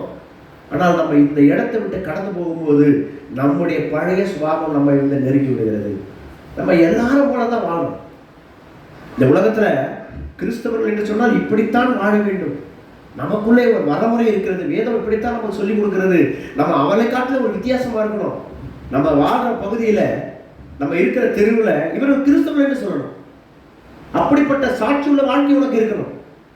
அவனுக்கு நமக்கு ஒரு வித்தியாசம் இருக்கணும், வேறு விதமா இருக்கணும். உன் பேர் அந்த கடைசி தெருவில் கேட்கும்போது அந்த அக்காவை வாங்க கூட்டு வர சொல்லணும். சில பேர் பார்த்தீங்கன்னா ஒருத்தர் பேரை சொன்னோம்னா அதுவாகணும். அல்லேலூயா. நம்முடைய வாழ்க்கையில இயேசுவை ஏற்றுக்கொண்டவர்கள் தன்னுடைய இருதயத்தில் அசுசியமான காரியங்கள் அநேகம் காணப்படுகிறது. நம்ம இன்னும் அதே நிலைதான், அதே சூழ்நிலை, அதே சுபாவம், அதே எண்ணங்கள், அதே சிந்தனைகள், அதே போக்குகள், அதே நடைகள், அதே உடைகள், எல்லாம் அதே தான். ஒரு மாற்றம் நம்முடைய வாழ்க்கையில இல்லை. இயேசு மட்டும் ஏற்றுக்கொண்டிருக்கிறோம், ஜெபிக்கிறோம், ஆராதிக்கிறோம், கடந்து போய்விடுது. என்ன மாற்றத்தை இயேசு உனக்கு தந்திருக்கிறார் உன் வாழ்க்கையில? நீ அப்படிப்பட்ட வாழ்க்கை வாழும் பொழுது கர்த்தர் சொல்லுகிறார், உன் இருதயத்தில் இருக்கிற அசூசியமான காரியத்தை விட்டு இன்னைக்கு நீ விலக வேண்டும். இருதயத்தில் இருக்குதுன்னு சொல்றாரு. இன்னைக்கு உன்னிலே சில பாவம் ஒட்டி கிடக்கிறது. அந்த பாவத்தை நீ வெளியே கொண்டு வர வேண்டும். அந்த காரியத்துல நீ வெளியே வரணும். அப்பதான் இயேசு உனக்குள்ளே வாசம் பண்ண விரும்புகிறார். நீ தான் ஒதுக்கி வைக்கிறாங்க. அல்லேலூயா, அல்லேலூயா. ஒரு காட்டுல ஒரு குருவும் சிஷியனும் யாகம் பண்ணி கொண்டு இருக்கிறார்கள். யாகம் முடித்து விட்டு டெய்லி ஒரு ஆற்றை கடந்து போய் தான் யாகம் பண்ணுவாங்க. அப்போ அவங்க யாகத்தை முடிச்சு விட்டு அந்த கரை ஓரத்துல வந்து நிற்கிறாங்க. டெய்லி இவ்வளவு தண்ணியில தான் நீந்தி போய் அந்த கரையை கடக்கும். குரு சிஷியன் வந்து நிற்கும் பொழுது அங்க ஒரு இளம் பெண் வந்து நிற்கிறார். இந்த குரு சிஷியன் என்ன, அவங்களுடைய பிரின்சிபலா என்னன்னா, பெண்களை நம்மளோட பார்க்க கூடாது, பேசக்கூடாது, எதுவும் செய்யக்கூடாது. அப்ப இந்த சூழ்நிலையே ஒரு காடு இருப்பது 3 பேர். சொல்லுகிறார், ஆற்றை கடந்த எனக்கு பழக்கம் இல்லை, நான் அந்த கரையை கடக்க வேண்டும், என்னை எப்படியாவது ஹெல்ப் பண்ணுங்கன்னு அந்த லேடி கேட்கிறார். அந்த குரு சொல்லுகிறார், ஐயோ சிஷியா, பெண்ணை நீ பார்க்காதே, கடந்து வா. நம்ம பெண்களை பார்த்தா அபிஷ்டு என்று சொல்லுகிறார். உடனே குரு நேரடியாக கடற்கரை நடந்து போயிடும். உடனே அந்த சிஷியன் என்ன பண்றான், அந்த பெண்ணை கையை பிடிச்சி அது அழகாக அப்படியே அந்த கரையை கொண்டு வந்து அவளை விட்டு விட்டு நேரம் போனான். இதை அந்த குரு பார்த்தான். போய் அவனுடைய பள்ளிக்கூடத்தில் உட்கார்ந்து கொண்டு, டே சிஷியா, நீ வந்து உனக்கு அபிஷ்டு, உனக்கு வந்து என்ன பண்ணணும், மந்திரம் பண்ணணும், அல்லது வந்து ஒரு பெண்ணோட கையை நீ பிடிச்சிட்டனால உன்னுடைய யாகம் முடிஞ்சிச்சு அப்படின்னு நீ அங்கிருந்து கூட்டிட்டு வந்த, கடத்திட்டு வந்த, விட்ட, போன, இதையே தான் அந்த குரு சொல்லுகிறான். உடனே அந்த சிஷியன் சொன்னான், குருவே, நான் எப்போ அந்த கரையை கொண்டு வந்து கடந்தனோ அந்த பெண்ணை நான் என்ன பண்ணிட்டேன், மறந்துட்டேன். ஆனால் நீ மட்டும்தான் அங்கேருந்து புருஷாந்த, எங்கிருந்த, விட்ட, அங்கிருந்த, இங்க இருந்த, உன் சிந்தனையில தான் நீ வச்சிருக்கிற கண்டி, நீ தான் மறக்கல, அதனால நீ தான் அமிஷ்டலாம். இல்லையா? அப்போ அவருடைய மனுஷனுடைய வாழ்க்கையில எதை செய்கிறோமோ, பாவத்தை செய்திருக்கலாம், ஆனால் கிறிஸ்துவுக்குள்ளே நீ வந்த பிறகு அதை மறந்து நீ இருக்க வேண்டும். அதுக்குள்ளே உன்னுடைய சிந்தனை போகக்கூடாது. அல்லேலூயா. நம்ம அநேக சகோதரிகள்லாம் பார்த்தீங்கன்னா, என்னதான் கிறிஸ்துவை ஏற்றுக்கொண்டதா ஆவில நர்மனாலும் அந்த 7:30 மணி சீரியலை பார்க்காத இருக்கவே முடியாது. ஏன் தான் அந்த மாமியார மருமக கொண்டாலும் முடிச்சுட்டு இருப்பான், தொடர்ந்து போட்டுருவான். இவங்க என்ன பண்ணுவாங்க, போய் எப்போ பண்ணா. அல்லேலூயா. ஏன்னா நம்மளால முடியாது. என்னதான் இயேசுவை நீ என்ன ஆவியில அபிஷேகத்தை நம்மளால முடியாது. நீ இதெல்லாம் விடணும்னு ஆண்டவர் நினைக்கிற, அப்பதான் ஆவியான உணவுள்ள இருக்குமா. இந்த உலகத்துல எவையெல்லாம் மேன்மையாக இருக்கிறதோ, எவையெல்லாம் உன்னை காட்சி பொருளாக நினைக்கிறதோ, அவையெல்லாம் நீ விட்டு விலகி தேவனுக்கு மகிமைக்கு நீ இருக்கும் பொழுது உனக்கு மகிமையான கிரீடத்தை கர்த்தர் வைக்க. இந்த உலகத்துல நான் கொஞ்ச நாள் தான் வாழ போறேன். அதுல என்னங்க இருக்க போகுது? இந்த உலகத்துல என்ன இருக்க போகுது? நம்முடைய வாழ்க்கை எப்படி இருக்க போகுது? எப்படியெல்லாம் வாழ்க்கை இருக்கு தெரியுமா? இடத்துல ஒருவர் வந்தா, தமிழ்நாட்டில் 4வது பணக்காரன், அந்த அம்மாவுக்கு 2000 கோடி இருக்குது அதோடைய பேங்க் அக்கௌண்ட்ல. என்னை வந்து அணுகினார்கள். என்னம்மான்னு கேட்டேன். பேப்பர்ல வெளியே வராதபடி எனக்கு டைவர்ஸ் சொல்லணும். நான் அதிர்ச்சி ஆனேன். என்னம்மா வாழ்க்கை? எல்லாமே இருக்குதுங்க, ஆனா இது மட்டும் தான் இல்லை. இந்த உலகத்துல சமாதானத்தை தருகிறவர் இயேசு, உனக்கு நிம்மதியை தருகிறவர் இயேசு. இந்த உலகத்துல இயேசுவை போல ஒரு தெய்வம் இல்லை என்னால் சொல்ல முடியும். ஏன்னா என்னுடைய வாழ்க்கையில நடந்த சம்பவங்கள், எங்கேயோ கடந்த எண்ணெய் கத்த கூட்டி வந்து இங்கே அழைத்து வந்ததுக்கு காரணம் ஒரு நோக்கம். நம்முடைய இருதயத்துல இயேசு இருந்தா போதும், நம்ம நினைக்காததை கத்த செய்ய வல்லவராக இருக்கிறார். அல்லேலூயா. அப்ப நீங்க என்ன பண்ணணுமா? அசூசியமான காரியத்தை கண்டு கர்த்தர் விலகி நிற்கிறார். அதனால இயேசு இருதயத்துக்குள்ள வரணும் அப்படின்னா உன்னில் இருக்கிற எல்லாவற்றையும் என்ன பண்ண போறோம்? இன்னைக்கு என்ன பண்ண போறோம்? அல்லேலூயா, அல்லேலூயா. அப்படின்னா என்ன அர்த்தம்? எதை விடணும்? புருஷனை திட்டுறதை விடணும், மனைவி திட்டுறதை விடணும், மற்றவங்களை நம்முடைய வாயிலிருந்து அசிங்கமா வார்த்தை சொல்றதை என்ன பண்ணணும்? விடணும். விட்டுருவீங்களா? எத்தனை பேர் விடுவீங்க? இங்க கல்யாணம் ஆனவங்க எத்தனை பேர்? அது மட்டும் கை தூக்குங்க. ஆமா, எனக்கு யாரும் தெரியாம நான் யாருக்கு பிரசங்கம் பண்ணி ரொம்ப பண்ணி. சரி, இப்போ இங்க கல்யாணம் ஆனவங்கல்ல, கணவன மனைவியை கை தூக்குங்க.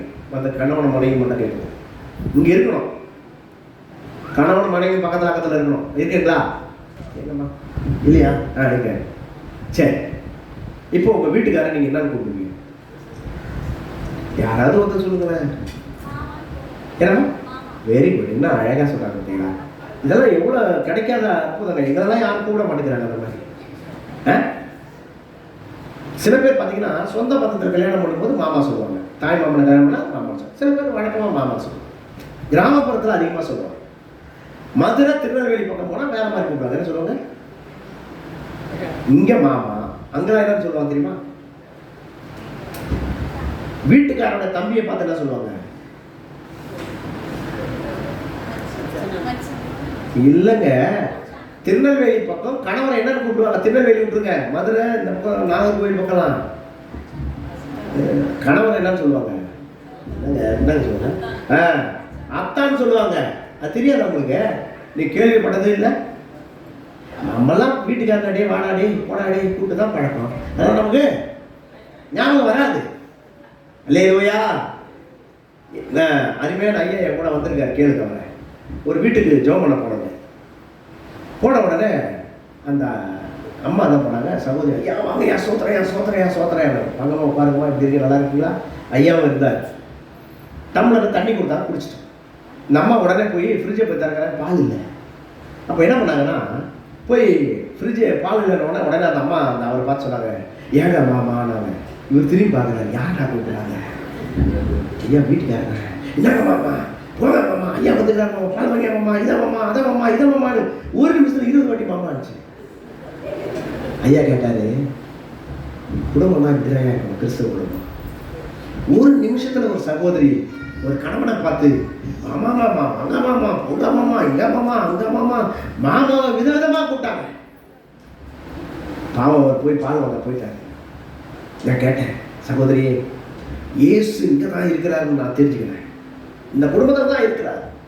ஏன்னா கணவனை ஒரு நிமிஷத்துல மாமா கூப்பிட்டா ஒரே நீதான் என்னம்மா அப்படின்னு கேட்டேன். ஐயா அதெல்லாம் ஒன்றும் இல்லையா, கொஞ்சம் விரிவா கூப்பிட்டா திட்டு வரதான் சுருக்கி கூப்பிட்டேன். நாங்க என்ன மாமா என்பதற்கு மாங்காய் மடையிலத்தான் சுருக்கி மாமான்னு கூப்பிட்டேன்.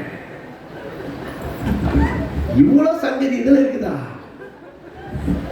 நான் அப்பதான் தெரிஞ்சுக்கிட்டேன், ஓஹோ இந்த அம்மா அவனை மாங்காய் மடையா மாங்காய் மடையா மாங்காய் மடையான்னு 20 வாட்டி கூப்பிட்டுக்கிறியாம்மா, கர்த்தருடைய ஆசீர்வதிப்பாராக.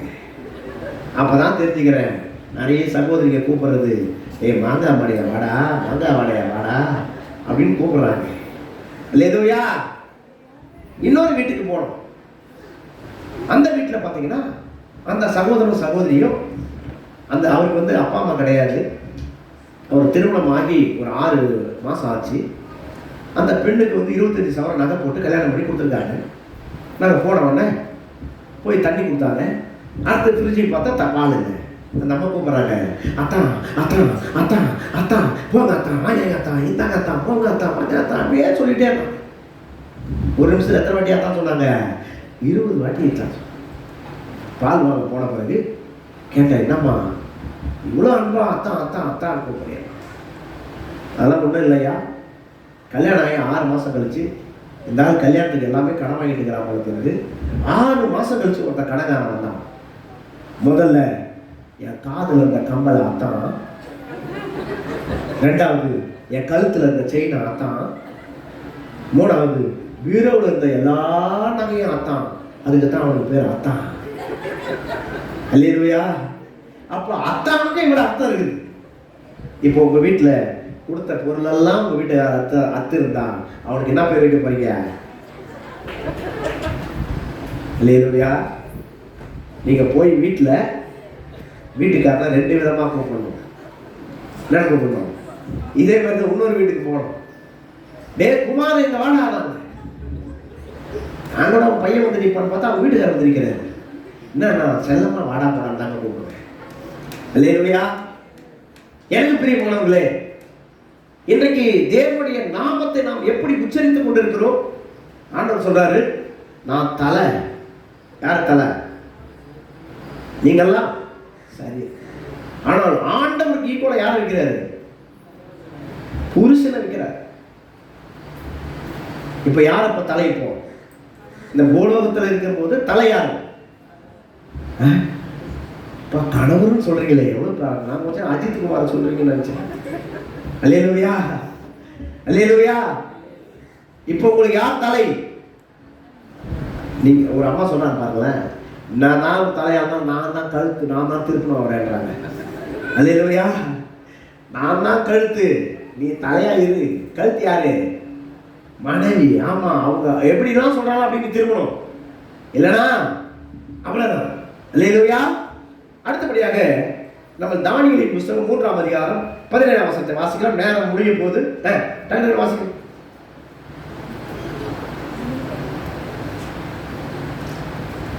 தானியேலின் புத்தகம் 3ஆம் அதிகாரம் 17ஆம் வசனம்.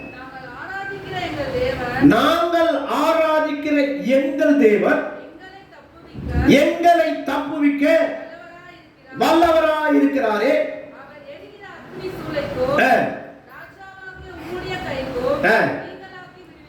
அல்லேலூயா. அடுத்தது, விடுவிக்காமல் போனாலும் உம்முடைய தேவர்களுக்கு பொற்சிலையை வணங்குவதும் இல்லை. அல்லேலூயா. எத்தனை பேருக்கு இந்த வசனம் எல்லாம் படிச்சிருக்கீங்களா? எல்லாரும் தெரியுதாங்க. ஒரு கிறிஸ்தவனுக்கு வைராக்கியமான வாழ்க்கை வேண்டும். எந்த சூழ்நிலையிலும் 52 வாரம் ஒரு வருஷத்துக்கு ஒரு வாரம் கூட வராம நான் போகாம, நான் வெளியே போகாம நான் சபைக்கு தான் வரணும்னு ஒரு தீர்மானம் எடுக்கணும். அல்லேலூயா. எத்தனை கோடி ரூபாய் வந்தாலும் சரி, எத்தனை லட்சம் ரூபாய் வந்தாலும் சரி, நீ போய் அப்படி சம்பாதிச்சுன்னா புத்தகம்ல போடுற மாதிரி அர்த்தம். அது ஒன்றும் வெளியாது. அல்லேலூயா. ஒரு தீர்மானம் எடுக்கணும், ஒரு வைராக்கியம் உனக்கு வேணும். நிறைய பேர் பார்த்தீங்கன்னா சபைக்கு ஒரு கடமைக்கு வந்துட்டு உட்காந்து போயிட்டே இருப்பாங்க. எத்தனை பேர் பார்த்துருக்கீங்களா? ஆனால் இந்துல அப்படி போய் பார்த்தீங்களா?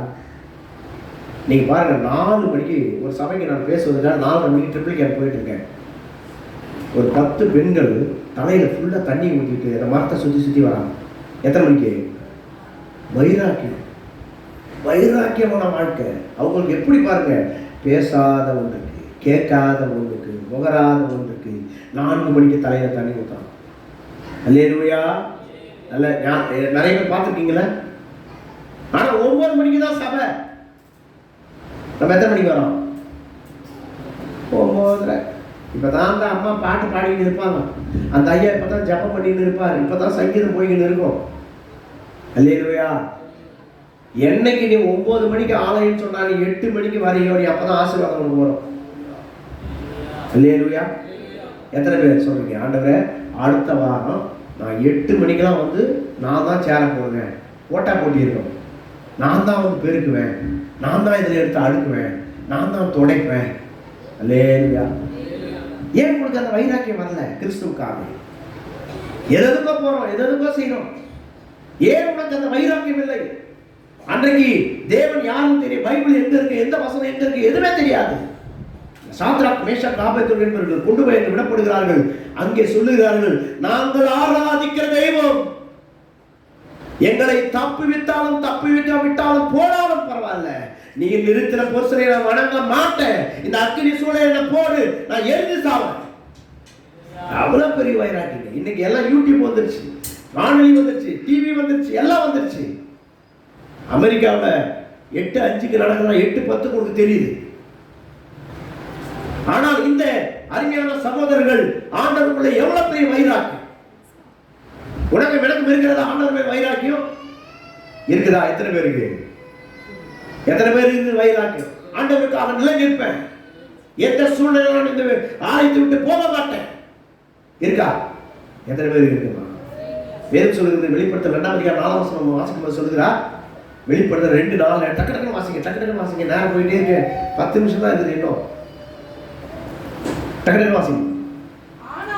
ஆனாலும் நீ ஆதியில் கொண்டிருந்த அன்பை விட்டாய் என்று உன் பேரில் எனக்கு குறை இருக்கிறது. நல்லா கவனிக்கணும். அல்லேலூயா. நீ ரட்சிக்கப்பட்டு எத்தனை வருஷம் கூட இருக்கலாம், இந்த சபை ஆரம்பிச்சு கொஞ்ச நாள் கூட இருக்கலாம், ஆனால் ஆண்டவர் மேல வச்ச அன்பு எப்படி இருக்குது? ஆதியில் கொண்டிருந்த அன்பை விட்டா என்று உன் பேரில குறை இருக்குது. ஆண்டவருக்கு இருக்கலாம்.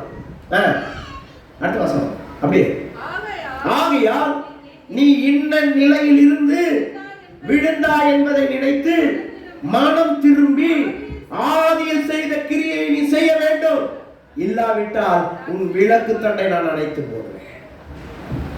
அந்த கிரியை இல்லைன்னா உன்னுடைய ரட்சிப்படை இழந்தவன் சொல்றாரு. எத்தனை பேர் ஆதியில் இருந்த அன்பு எனக்கு இருக்குதுயா?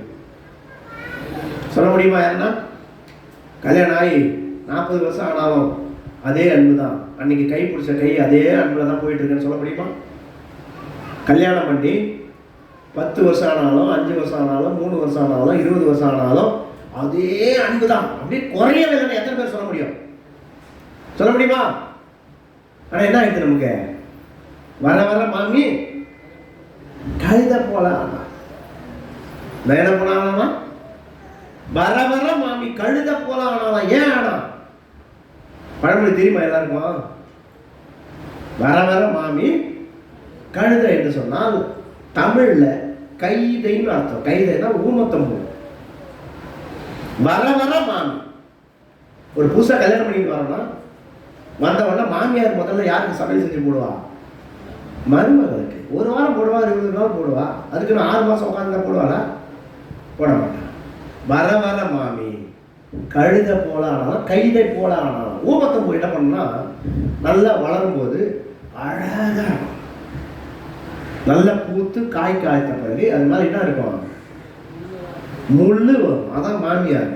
வர வர மாமி முள்ளு மாறி குத்துவா அப்படின்னு அர்த்தம். அல்லேலூயா.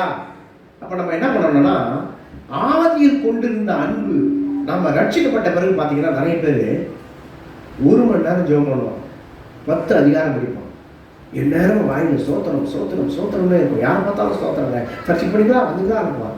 அப்படியே 1 வருஷம் போவோம், 1/2 மணி நேரம் ஜெபம் ஆகும், 2 வருஷம் போகும், 1/4 மணி நேரம் ஆகும். அதுக்கப்புறம் அப்படியே போயிட்டே இருப்பான். 5 வருஷம் ஆகும்போது வேலைக்கு போகும்போது காலண்டர் இருக்கிற வசனத்தை படிச்சுட்டு போய்கிட்டே இருப்பான். உனக்கு முன்னும் பெண்ணும் செல்லுவார், அங்கே படம் தடி விடுவாங்க. இல்லையா? காலண்டர் வசனத்தை படிக்கிற அளவுக்கு தான் நமக்கு டைம் இருக்குது. ஃபாஸ்ட் ஃபுட்டு காலம் ஆயிடுச்சு. நிறைய பேர் இப்போ காலண்டர் வசனத்தை தான் படிச்சுட்டு போகிறான். இல்லையா? எந்த சூழ்நிலையிலும் ஜெபிக்காமல், வேதத்தை வாசிக்காமல் நீ வீட்டை விட்டு வெளியே போ. தூங்கி எந்திரிச்ச உடனே அதான் நீ பண்ணணும். உனக்கு வேற வேலையே இல்லை. எப்படிப்பட்ட சூழ்நிலையிலும் சரி, உனக்கு அப்படியே படுத்து கிடந்தா கூட அப்படியே படுத்துக்கினே ஜெபம். இல்லையா? வைராக்கியமான வாழ்க்கை உனக்குள்ள இருக்கணும். இயேசுவை யாரெல்லாம் ஏற்றுக்கொண்டிருக்கிறீர்களோ வைராக்கியம் உள்ள வாழ்க்கை. இந்த சாத்ராக் மேஷக் ஆபேத்நேகோ என்பவர்கள் தேவ சமூகத்தில் நின்றார்கள். அக்கினியிலே போட்டான். அவனோடு சேர்ந்த தேவ தூதர்களும் அவனை அழைத்து கொண்டு வந்ததை பார்க்கிறோம். போட்டவன் இறந்து போயிட்டான், உள்ள போனவன் உயிரோடு வந்துட்டான். எத்தனை பேர் சுவாசிக்கிறீங்க? ஆண்டவர் மேல நான் வைராக்கியம் உள்ள வாழ்க்கை, ஆதியில் கொண்டிருந்த அன்பு நான் இருப்பேன். ஆண்டவரே, நான் ரட்சிக்கப்பட்ட பிறகு உன்னுடைய சமூகத்தில் எவ்வளவு நேரம் உட்கார்ந்து ஜெபித்தனோ, எவ்வளவு நேரம் உபவாசித்தனோ, தேவ ஆலயத்துக்கு ஓடினேனோ, தேவனுக்காக செய்தேனோ, தேவனுக்காக கொடுத்தேனோ, எல்லா காரியத்தையும் நான் இனிமேல் தொடருவேன் என்று சொல்லுவேன். எத்தனை பேர் சொல்றீங்க? ஒப்பு கொடுக்குறீங்க? ஆண்டவரே, நான் எடுக்க போற தீர்மானம் எப்படி தெரியுமா? என் வாழ்க்கையில வைராக்கியம், கிறிஸ்துவுக்காக, சபைக்காக, என் தனிப்பட்ட வாழ்க்கையில ஒரு வைராக்கியமான வாழ்க்கை எனக்குள்ள இருக்கும். ஆண்டவரே, இருக்குதா? இந்த அரேஞ்ச் மேரேஜ் பண்ணவனுக்கும் லவ் மேரேஜ் பண்ணவனுக்கும் வித்தியாசம் இருக்கு. யாருன்னா காதலிச்சு கல்யாணம் பண்ணவங்க யாரும் இருக்காங்களா? காதலித்து கல்யாணம் பண்ணவங்க யாரும் இல்லையா? பரவாயில்ல, யாருமே இல்லை. இருக்கிறீங்களாயா? Very very good. எனக்கு 2 பேர் மாட்டியிருக்கிறாங்க. இல்லையா? ஒரு பையன் கிட்ட கேட்டேன், அரேஞ்ச் மேரேஜுக்கும் லவ் மேரேஜுக்கும் வித்தியாசம் என்னடான்னு கேட்டேன். அவன் சொன்னான், 4-5 பேர் மொத்தமாக இட்டு போய் ஒரு குழியில் தள்ளனா அது பேர் அரேஞ்ச் மேரேஜ். 2 பேர் தனியாக போய் கொடுத்தா அது லவ் மேரேஜ். இல்லையா? இந்த ஒரு ஆணும் பெண்ணும் காதலிக்கும் போது அவருடைய அன்பு எப்படி இருக்கும் தெரியுமா? இப்போ ஒரு பையன் ஒரு பொண்ணை பார்த்து, ஒரு பொண்ணு ஒரு பையனை பார்த்து சொல்றா, டேடே நீ என் மேல இவ்வளவு அன்பு வச்சிருக்கனா, நைட்டு 12 மணிக்கு நீ கோயம்பேடு பிரிட்ஜ் மேலே வந்து நில்றா அப்படின்னு சொல்றா அந்த பொண்ணு. எப்போ? காதலிக்கும் போது. இப்போ எத்தனை மணிக்கு போய் நிற்பாங்க? ஏன்? காதலிக்கிற ஒரு ஆணும் பெண்ணும் அந்த பெண்ணு வந்து சொல்றா காதலிக்கும் போது, டேடே நாளைக்கு நைட்டு 12 மணிக்கு பிரிட்ஜ் மேலே வந்து நில்றான்னு சொன்னா எத்தனை மணிக்கு போய் நிற்பான்? 12 மணிக்கு நிற்க வேண்டியவன் 10 மணிக்கு நிற்பான். இல்லையா? நிற்பானா இல்லையா? ஏன் நிற்கிறான்? எங்க நிற்கிறான்? அந்த காதல் அவன் கண்ணெல்லாம் மூடிடும். அப்பா அம்மா சாப்பிட்டியான்னு கேட்டா சாப்பிட்டானுவான், சாப்பிடாமையே. போன் கையில் இருக்காரு, அவனே கையில் வச்சுட்டு பேசினே இருப்பான். தூக்கத்தில் பேசுவான், படுக்கும்போது பேசுவான், நண்டுகளே பேசுவான். அந்த காதல் என்ன பண்ணுவான்? கண்ணை அவன் 12 மணிக்கு போய் நிற்கிறான். அதே காதலனை மனம் முடித்து 2 குழந்தை பிறந்து 5 வருஷம் கழிச்சு அதே மனைவி தான் சொல்றா, டேடே நாளைக்கு நைட்டு 12 மணிக்கு கோயம்பேடு பிரிட்ஜ் மேலே வந்து நில்றா அப்படின்னா அவனை பார்த்து என்ன சொல்லுவான்னா, மூஞ்சி முகம் கட்டினாங்க. எப்படி சொல்லுவான்? அன்னைக்கு 2 மணி நேரத்துக்கு முன்னாடி போய் நின்னான். இன்னைக்கு அவனை பார்த்து சொல்ற கேள்வி என்ன? ஏன்? அந்த அன்பு தனித்து போய்கிறது. அன்பு இல்லை. காரணம் என்ன? ஒருவரில் ஒருவர் அதிகமாக இணங்கி பழகக்கூடிய அந்த காரியத்தில் இருவருக்குள் பிரிவினைகள் உண்டாகிறது. அன்பு தேய்த்து போக காரணம் என்ன? ஆதியில இருந்த அன்பு உனக்கு இப்ப இல்லை. ஆண்டவர் அதைத்தான் விரும்புகிறார். நீ ரட்சிக்கப்படும் போது என் மேல வைத்திருந்த அந்த அன்பை நீ தொடர வேண்டும், அந்த பரலோகத்துக்கு வருவது வரைக்கும் ஆண்டவர் நினைக்கிறார். எத்தனை பேர் விசுவாசிக்கிறீங்க? ஆண்டவரே நான் தொடர எனக்கு கிருபை தார், இந்த அன்பு விட்டு போகாதபடி எனக்கு கிருபை தாரும் ஆண்டவரே. வேதம் சொல்கிறது எபேசியரின் புத்தகம் 4ஆம் அதிகாரம் 31, 32 வாசிக்கும் பொழுது, எபேசியரின் புத்தகம் 4ஆம் அதிகாரம் 31, 32 நேரம் வேற போயிடுச்சு, முடிச்சிடலாம். கோபமும் தூர்க்கமும்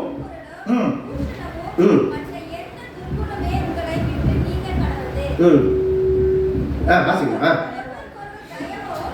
ஒருவருக்கு ஒருவர் தயவும்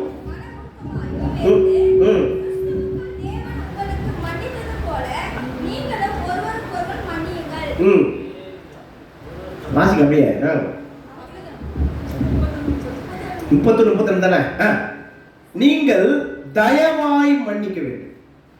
நம்பர் 1, நீங்கள் அசுசியமான காரியத்தை விட்டு விலக வேண்டும். 2வது, கர்த்தருக்குள்ளே வைராக்கியமாக இருக்க வேண்டும். 3வது, நீங்கள் ஒருவருக்கு ஒருவர் தயவாய் மன்னிப்புனா எப்படி இருக்கும் தெரியுமா? மன்னிப்புனா என்ன அர்த்தம்? மன்னிப்புனா என்ன சொல்லுங்க? மன்னிப்பு தெரியாதா உங்களுக்கு? ஒருத்தர் நம்ம காலை மெரிச்சிடலாம், என்ன பண்றான்? சாரி. அந்த மன்னிப்பு இல்லை, அது அந்த இன்ஸ்டன்ட் மன்னிப்பு. நமக்குள்ளே இருக்கிற பல நாட்களாக மன்னிக்க முடியாதபடி அநேக நம்ம வாழ்க்கையில் இருக்கிறாங்க. ஒருவேளை சகோதரனா இருக்கலாம், சகோதரியா இருக்கலாம், மாமாவா இருக்கலாம், மச்சானா இருக்கலாம், அம்மாவா இருக்கலாம், அப்பாவா இருக்கலாம், எதிர் வீடா இருக்கலாம், பக்கத்து வீடா இருக்கலாம். இப்படிப்பட்ட கிறிஸ்துவுக்குள்ள இருக்கிற நீ தயவாய் போய் மன்னிக்கணும். நீ தான் போய் மன்னிக்கணும். அவங்க வந்து உங்கள்கிட்ட மன்னிப்பு கேட்கக்கூடாது. எத்தனை பேர் விசுவாசிக்கிறீங்க? அவ என்ன பேச்சு பேசினா தெரியுமா? அவளை போயா நான் மன்னிக்கிறது? என்ன பேச்சு, கொஞ்சம் நெஞ்ச பேச்சாயா? நீ என்னையா சாதாரணமா சொல்லிடுற மன்னிக்கணும்? என்ன பேச்சு? நீ கேட்டிருந்தா மன்னி இருக்க மாட்டேன். அல்லேலூயா. ஆனால் ஆண்டவர் இன்னைக்கு சொல்லுகிறார், உங்களை பார்த்து அநேகர் இன்னும் மன்னிக்காமல் இருக்கிறீர்கள். இந்த சபை முடிந்து வெளியே போய் உங்க போனை நீங்க எடுத்து அவங்களுக்கு நீங்க போனை போட்டு நீங்க சாரின்னு சொல்லணும். அல்லேலூயா. நீங்கள் ஒருவருக்கு ஒருவர் மன்னித்து தயவாய் மன்னிக்க வேண்டுமா? எப்படி மன்னிக்கணுமா? தயவா போய் மன்னிப்பு கேட்கணும். என் மேல ஏதாவது குறை இருந்தா மன்னிங்க, கிறிஸ்து எனக்குள்ளே வாசம் பண்ணி கொண்டிருக்கிறார். கிறிஸ்துவின் பிரதிபலிப்பாய் இடத்துல சொல்லுகிறேன், நான் உன் மேல ஏதாவது இருந்தா கொஞ்சம் மன்னிங்க அக்கா, மன்னிங்க அண்ணா, மன்னிங்க அப்பா, மன்னிங்க அப்பா அம்மா, எல்லாம் சொல்லும். எத்தனை பேர் நீங்க போய் சொல்ல போறீங்க? அல்லேலூயா. ஒரு மனிதன் மன்னிப்பானா? ஒரு மனுஷன் மன்னிக்க முடியுமா? மன்னிக்க முடியுமா? முடியாது. முடியும் தானே? ஏன் மன்னிக்காம இருக்கிறீங்க? நிறைய பேரை கடைசி வரையும் சாவர வரைக்கும் பேச மாட்டான். செத்தா கூட மூஞ்ச செத்தா எப்படி முடிக்க முடியும்? இப்படி வைராக்கியமான வாழ்க்கை நமக்குள்ள இருக்குது. காரணம் என்ன? ஒரு மனிதனை மன்னிக்க முடியுமா? மன்னிக்க முடியும். இயேசு உனக்குள்ள இருக்கும்போது, இயேசுடைய வாழ்க்கையில ஜீவியம் பண்ணும் பொழுது, இயேசுவானவரை போல நீ ஜீவியத்தை மாற்றிக் கொள்ளும் பொழுது, நீ ரட்சிக்கப்பட்ட ஒரு சகோதரனா சகோதரியா இருக்கும் பொழுது நீ மன்னிக்கலாம். எத்தனை பேர் மன்னிப்பீங்க? யாரும் மன்னிப்பீங்க? ஒரு கணவன் மனைவி சண்டை போட்டுருந்தா எவ்வளவு நேரத்தில் கூடிப்பீங்க? எவ்வளவு நேரத்தில் நீங்க கூடிப்பீங்க கேட்டேன். சரி, மன்னிப்பு சொல்லிப்பீங்க. ஒரு கணவன் மனைவியும் சண்டை போடுறீங்க நைட்ல. சண்டை இல்லாத வீடு இல்லை. அப்படி சண்டை போடலாம் அது வீடே இல்லை. அல்லேலூயா. ஒரு கணவனும் மனைவியில சண்டை வந்துருச்சுன்னு வச்சுக்கலாம், அந்த வீட்டில் இருக்கிற ஒரு பையன் இருப்பான், அவன் தான் பாவம். கணவனும் மனைவியும் சண்டை வந்துருச்சுன்னா ஒரு பையன் இருப்பான், ஒரு பொண்ணு ஏதோ ஒன்று இருக்கும். டே அப்பா போய் இதை சொல்றேன், இது இந்த பக்கம், டே அம்மா போய் இதை சொல்றேன். இது நடுவில் இதுக்கு மாட்டிக்கிட்டு முழிக்கும், அது பாவம். அல்லேலூயா. கிறிஸ்துவுக்குள்ளே வாழ்கிற நீ கணவன் மனைவி சண்டை போட்டா எத்தனை நாள் இவ்வளவு நேரத்தை குடிப்பீங்க? 2 நிமிஷமா? பரவாயில்லையே, பரவாயில்ல, கை தட்டுங்க. 2 நிமிஷம் தானங்க. 2 நிமிஷம் ஒரு சொற்கேட்டு கூட கிடையாது. 2 நிமிஷம் பாருங்க, கர்த்தர் கூட ஆசீர்வதிப்பார். அடுத்தது, அப்ப ஐயா நிறைய சண்டை போடுவார்னு நினைக்கிறேன். சொல்லுங்க அடுத்தது, சொல்லுங்கம்மா. 2 நிமிஷம் தான் சொல்லியிருக்காங்க, 2 செகண்ட். சண்டையே போட மாட்டேங்க என்ன சொல்றீங்களா பத்தியா? நான் அதைத்தான் விரும்பினா நீங்க 2 நிமிஷம் 3 நிமிஷம் சொல்றீங்க. அல்லேலூயா. சண்டை இல்லாத மன்னிக்கிறதுக்கு ஒரு பக்குவம் வேணும். எல்லாத்தையும் மன்னிக்கிறதுக்கு ஒரு பக்குவம் வேணும். ஒரு ஸ்கூல்ல ஒரு 50 பசங்க இருக்காங்க. 50 பசங்க ஒரு அறைக்குள்ளே இருக்கிறாங்க. வாரியார் இருக்கிறார். ஒரு பையன் வந்து ஒரு விலை உயர்ந்த வாட்ச் கட்டிட்டு இருக்கான். ஒரு பையனுக்கு இந்த மாதிரி வாட்ச் கட்டணும் ஆசை. அவன் ஞாபகம் இல்லாமல் ஒரு வாட்சை கட்டிக்கலை வச்சான். இந்த பையன் எடுத்தாங்க ஆசையை. திருமணம்னு எடுக்கல, ஒரு ஆசை. அவனுக்கு அப்போ அவன் என்ன பண்ணுறான், வாட்சை காணவில்லை அப்படின்னு வாத்தியார்கிட்ட போய் முறையிட்டான். ஐயா எந்த பையனும் வெளியே போகல, யாருன்னா எடுத்துருந்தா கொஞ்சம் வாங்கி கொடுங்க. அவர் அந்த வாத்தியார் கேட்குறாரு, டேய் யாருன்னா என் வாட்ச் எடுத்தா கொடுத்துட்றாரு, அவன் அழுகுறாண்டா. +2 படிக்கிற பையன், எவனுமே கொடுக்கல. கதவை சாத்த சொல்கிறாரு. எல்லாரையும் இந்த மாதிரி சேரை போட்டு டேபிள் போட்டு மேலே ஏறி நில்லுங்களாங்கிறாரு.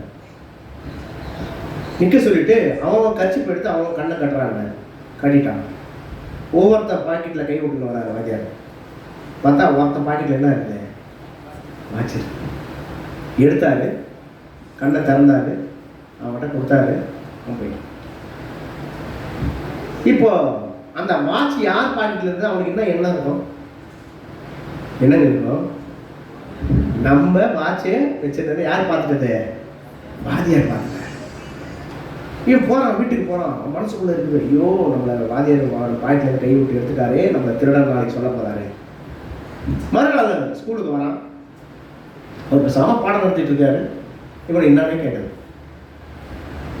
திரும்பி வீட்டுக்கு போகிறான். போகும்போது நினைக்கிறான், இந்த உலகத்தில் திருடனவனையும் பார்த்து திருடான்னு சொல்லாமல் ஒரு மனிதன் மன்னிக்க முடியும்னா அது வாத்தியாராக தான் இருக்க முடியும் போல தெரியுது அப்படின்னு. நான் +2 படிக்கிறேன், நான் படித்து ஆளானா ஒரு வாத்தியாராக தான் ஆவேன்னு சொல்லிட்டு அவன் ஒரு தீர்மானம் பண்ணான். அல்லேலூயா. எத்தனை பேர் விசுவாசிக்கிறீங்க? அவன் தீர்மானம் பண்ணான். நேராக போனான். +2 முடித்தான், டீச்சருக்கு முடித்தான், பிஎட் முடித்தான், பிஎஸ்சி முடித்தான், எல்லாம் முடிச்சிட்டான். சரி இந்த வாத்தியாரை பார்க்கலான்னு சொல்லிட்டு வந்தான். வந்து வாத்தியாரை பார்க்க போகிறான். வாத்தியார் ரிட்டையர்ட் ஆகி வீட்டில் இருக்கிறார். அப்போ போய் அந்த வாத்தியார்கிட்ட கேட்குறான், ஐயா இந்த வருஷத்தில் படித்தேன், நான் இந்த மாதிரி இந்த நேரத்தில் ஒரு வாட்சை நான் திருடிட்டேன், அந்த நாளில் என்னை பார்த்து நீங்கள் ஒரு நாள் கூட என்னை திருடுன்னு சொல்லலை, ஏன் அப்படின்னு கேட்டான். நான் அன்னைக்கு ஒரு தீர்மானம் எடுத்தேன், ஒரு மனிதன் மன்னிக்க முடியுமானால் அது வாத்தியாராக தான் இருக்க முடியும், அதனால நான் படித்தா வாத்தியாராக தான் அவன், நானும் அதே பேர் எல்லாரையும் மன்னிப்பேன் அப்படின்னு ஒரு தீர்மானம் எடுத்தையா அப்படின்னு சொன்னான். அப்போ அந்த வாத்தியார் சொன்னாரா, டேடே அன்றைக்கு எல்லாரும் கட்சிப்ப கண்ணில் கட்டிட்டு இருந்தீங்க, நான் மட்டும் கண்ணை கட்டாமல் கையை விட்டு யாரும் தெரிஞ்சிருந்தா பாடம் நடத்தும் போதெல்லாம் திருடன் சொல்லி என்னோட எண்ணம் போயிருக்கும். அதனால் அன்றைய தினத்தில் நானும் என் கண்ணை கட்டிக்கிட்டா என் கையை விட்டேன், யாருமே தெரியாது எனக்கு, நீ சொன்ன பிறகு தான் தெரியும் சொன்னான். அல்லேலூயா. அதே போல தான் நீங்களும் நானும் ஆராதிக்கிற ஆண்டவராக இயேசு கிறிஸ்து நாம் அனுதினம் செய்கிற பாவங்களை அவன் நம்மை ஒவ்வொரு நாளும் மன்னித்துக் கொண்டிருக்கிறார். ஆண்டவர் சொல்லுகிறார், நீ ரட்சிக்கப்பட்ட பிறகு நீ செய்கிற எந்த பாவம் மன்னிக்கப்படாது, நீ அறிந்திருக்கிறாய், உன் மனக்கண்கள் திறக்கப்பட்டிருக்கிறது. ஒரு மனிதனை மன்னிக்க முடியுமானால் அது கிறிஸ்துவானவர் ஒருவரே. அது ஏன் என்று சொன்னால் தன்னுடைய சொந்த ரத்தத்தை சிந்தி நம்மை மீட்டெடுத்திருக்கிறார். அல்லேலூயா. கடைசியாக ஒரு வசனத்தை வாசித்து முடித்துருவான். யோவான் 13:34. டக்கு வாசிக்கணும்.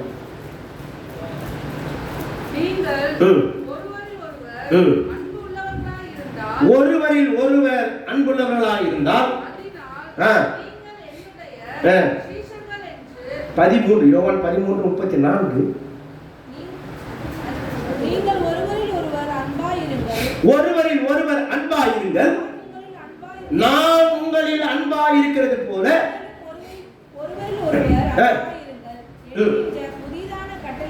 என்ற புதிதான கட்டளை உங்களுக்கு கொடுக்கிறேன். அல்லேலூயா. இதுதான் ஒரு கிறிஸ்துவனுடைய வாழ்க்கைக்கு முக்கியமான ஒரு தீர்மானம். இயேசு இந்த உலகத்துக்கு வந்த ஒரே நோக்கம், நான் உன்னை நேசிப்பது போல நீ பிறரை நேசி. அன்றைக்கு அந்த இஸ்ரவேல் ஜனங்கள் நடத்தி கொண்டு போகும்போது எகிப்து சேனைகள் அங்கே மடிந்து செத்து கிடக்கிறது. இந்த இஸ்ரவேல் அதை பார்த்து திருச்சினே போனோம். ஏன் என்ன இல்லைங்க, அன்பு இல்லை. அதனால்தான் இயேசு இந்த உலகத்துக்கு வந்த காரணம் என்ன? நான் உன்னை நேசிக்கிறேன், நீ யாரை நேசிக்கணும்? பிறரை நேசிக்கிற பக்குவத்துக்கு நீ வரணும்னு தான் ஆண்டவராக இயேசு கிறிஸ்து தன்னுடைய சொந்த ரத்தத்தை சிந்தி உன்னை என்னை மீட்டு இருக்கிறார். புதிய உடன்படிக்கை கொடுத்திருக்கிறார். இந்த புதிய உடன்படிக்கை தான் அன்பு. அல்லேலூயா. எத்தனை பேர் விசுவாசிக்கிறீங்க? நான் எல்லாரும் மேல அன்பு செலுத்துன்னு சொல்ல முடியுமா? சொந்தக்காரங்கள் மட்டும் அன்பா? அல்லேலூயா. வேதம் சொல்லுகிறது, லூக்கா 9:23 வாசிப்போமானால் 9:23 பின்பு அவர் எல்லாரையும் நோக்கி, ஒருவன் என் பின்னே வர விரும்பினால் அவன் தன்னைத்தான் வெறுத்து தன் சிலுவை எடுத்துக்கொண்டு அனுதினமும் என்னை பின்பற்ற வேண்டும். எப்படி பண்ணணுமா? ஆமா, ஒருவன் என்னை பின்பற்ற விரும்பல, இயேசுவுடைய அடிசுடலை பின்பற்ற வேண்டுமானால் உன்னை நீ வெறுக்கணும். என்ன பண்ணணுமா? ஒரு கிறிஸ்தவனா ஆயிட்ட அப்படின்னா உன்னை நீ வெறுத்து இருக்கிறாயா? வெறுத்தல்னா என்ன அர்த்தம்? வெறுக்கிறதுனா என்ன அர்த்தம்? எல்லாத்தையும் வெறுக்கிறதுனா என்ன அர்த்தம்? ஒரு கிறிஸ்தவனுக்கு என்ன இருக்கணும்? நீ மரக்கட்டையா மாறணும். என்னங்க மரக்கட்டையா மாறணும் என்ன அர்த்தம்? சொன்னாரு பாரு, சூடு சொரணி இருக்கக்கூடாது நம்மளாம். இப்போ மனைவி கணவனை திட்டுறான், கணவன் மனைவி திட்டுறான்னு. இப்போ ஒரு உதாரணமா, நல்லா கவனிங்க, ஒரு உதாரணமா மனைவி கணவனை திட்டுகிறான். அப்போ கணவன் என்ன பண்ணணும்? கிறிஸ்து உனக்குள்ள இருந்தால் மனைவி உன்னை திட்டுறாங்க, கணவனை திட்டுனா கணவன் என்ன பண்ணணும்? மனைவியை பார்த்து அமைதியா இருக்கணுமா? அப்படி பண்ணக்கூடாது. நீ ஒன்னே ஒன்று மட்டும் செய்யுங்க, ஒன்றும் பிரச்சனையே இல்லை. கணவன் உன்னை திட்டுறான்னு வச்சுக்க, மனைவி பார்த்து கணவனை சொல்லணும், ஏங்க நீ திட்டும் போது கூட அழகா திட்டுறியா, என்ன திட்டியா, என்ன திட்டியா அப்படி நீ சொல்லி பாரு. அடுத்த திட்ட மாட்டான். நீ திட்டும் போது கூட எப்படி இருக்குன்னு சொல்லணும், அழகா சொல்லி பாரு. ஒருவன் உன் பின்னே அவருடைய பின்னே அவருடைய அடிசுவடுகளை பின்பற்ற வேண்டுமானால் தன்னைத்தான் வெறுத்து தன் சிலுவை அனுதினம் எடுக்கணும். தன் சிலுவை என்றால் என்ன? தன் சிலுவனா என்ன? தன் சிலுவை, சிலுவனா என்ன? பாடு, உத்தரம், போராட்டம், இந்த எல்லாத்தையும் சிலுவைக்குள்ள இருக்குது. அப்படிதானே? அப்படிதானே? ஆமா. இந்த உலகத்தில் உங்களுக்கு யார் பாடம் கொடுக்கறது, பிரச்சனை கொடுக்கறது, போராட்டம் கொடுக்கறது, சண்டை போடுறது யாரு? கத்துருவா. நம்ம உறவுகள், சொந்தங்கள் தானே. சிலுவை என்பது வேற ஒன்றும் இல்லை. உன் மனைவி தான் உனக்கு அருமையான சிலுவை, உன் கணவன் தான் உனக்கு அருமையான சிலுவை, உன் அண்ணனும் தம்பியும் தான் உனக்கு அருமையான சிலுவை, உன் மருமகளும் தான் உனக்கு அருமையான சிலுவை, உன் மாமியாரும் மாமனாரும் தான் உனக்கு அருமையான சிலுவை. எத்தனை பேர் விசுவாசிக்கிறீங்க? என் மாமியார் தான் எனக்கு அருமையான சிலுவை, என் மாமனார் தான் எனக்கு அருமையான சிலுவை சொல்ல முடியுமா? என் மனைவி தான் எனக்கு ஒரு அருமையான சிலுவை. எத்தனை பேர் சொல்ல முடியும்? ஒருத்தர் சொல்ல முடியுங்க. சரி, ஒரு மனைவி பார்த்து கணவர் கேட்குறாரு, மனைவி சொல்றாங்க, இந்த உலகத்துல 7 ஜென்மம் ஆனாலும் இதே கணவர் தான் வரணும்னு. எத்தனை பேர் கை தூக்குறோம்? ஆஹா, உஷாராயிட்டுக்கிறாங்க. இதே மனைவி தான் வரணும்னு சொல்ல முடியுமா? சொல்லுவீங்களா? பக்கத்துல கணவர்னாலும் கை தூக்கிட்டீங்க. அல்லேலூயா. சரி சொல்லுங்க. எனக்கு அருமையான சிலுவை என் மாமியார், என் மாமனார் எனக்கு ஒரு அருமையான சிலுவை, என் மனைவி எனக்கு அருமையான சிலுவை, என்னுடைய பிள்ளைகள் எனக்கு ஒரு அருமையான சிலுவை. எத்தனை பேர் சொல்றீங்க? இந்த சிலுவையை தான் நீ தூக்கணும். அது எப்படிப்பட்ட சிலுவையா இருந்தாலும் பரவாயில்ல, அதை உடைச்சிடாம தூக்கி பரலோகத்துக்கு கொண்டாந்து. அது கொஞ்சம் மோசமான சிலுவை. ஆண்டவர் பாருங்க, கணவனும் மனைவி ஏற்படுத்துகிறார் பார்த்தீங்களா? நீங்க நினைக்கலாம் இது எங்கேயோ தான் கொண்டாந்து என் தலையில கட்டிட்டாங்கன்னு நினைக்கலாம். ஆண்டவர் சொல்றாரு, அதுதான் உனக்கு ஏற்ற சிலுவை. அது வம்பு பண்ணா கூட அதான் உனக்கு சிலுவை, அது தொல்லை கொடுத்தாலும் அதான் உனக்கு கரெக்டான சிலுவை. இந்த சிலுவையை தான் நீ சுமக்கணும், கடைசி வரைக்கும் சுமந்து கொண்டாந்து ஆண்டவர்கிட்ட சேர்த்து. அல்லேலூயா. இன்றைக்கு சபை முடிந்து எனக்கு பிரியமான சகோதரே சகோதரியே, உன்னுடைய சிலுவையை தூக்க வேண்டுமானால் நீ வீட்டுக்கு போய் அவங்க மாமியாரை தோல்ல தூக்கிங்க. எத்தனை பேர் தூக்குவீங்க? அவங்க மாமனார் தோல்ல தூக்கணும் இன்னைக்கு, அவங்க மனைவியை தோல்ல தூக்கணும் இன்னைக்கு, அவங்க கணவனை தோல்ல தூக்கணும். இதான் உனக்கு சிலுவை. இந்த சிலுவை மட்டும் ஒரு நாள் உடைச்சிடாங்க. இந்த சிலுவைக்குள்ள தான் அன்பு இருக்கிறது. இந்த அன்பின் பிரதிபலிப்பு தான் இயேசு. இயேசு இந்த உலகத்திலே வந்து உனக்காக எனக்காக மரித்திருக்கிறார் என்றால், நான் உன்னை நேசிப்பது போல நீ பிறரை நேசி. எத்தனை பேர் நேசிக்கிறீங்க? நேசிக்கிற இவ்வளவுதாமா? அல்லேலூயா. சரி, நான் கேட்கறத நல்லா புரிஞ்சுக்கிட்டு பதில் சொல்றேன். இப்போ ஒரு கணவனும் மனைவி இருக்கிறீங்க, என் கணவர் இல்லைன்னா நான் இல்லை, அப்பவே உயிர் போயிடுவேன். என் மனைவி இல்லைன்னா நான் இல்லை, அப்பவே அவ செத்துல நான் செத்து அப்படின்னு சொல்ற கேள்வி.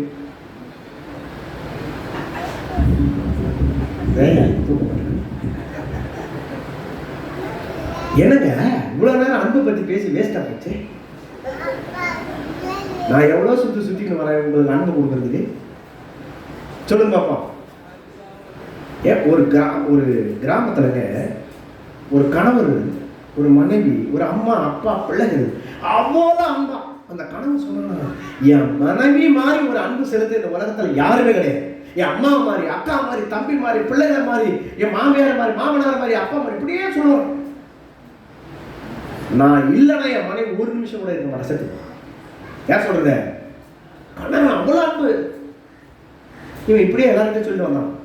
எல்லாரும் ஏற்றுக்குவான். ஏற்றுக்காத என்ன பண்ணுவான்? விட்டுருவான். அப்படியே சொல்லிட்டே போனான். தெரு கடைசியே போனால் ஒரு சாமியார் அங்கே இருந்தார். அவர்கிட்டையும் போய் சொன்னான், சாமியாரே, எங்கள் குடும்பத்தில் என் மனைவி, என் பிள்ளைகள், எங்கள் அம்மா, எங்கள் அப்பா, எங்கள் அக்கா, தங்கச்சி எல்லாம் என் மேலே உயிரே வச்சுருக்காங்க. நம்ம இறந்துட்டா அவன் இறந்துட்டோம்னு சொல்கிறாங்க.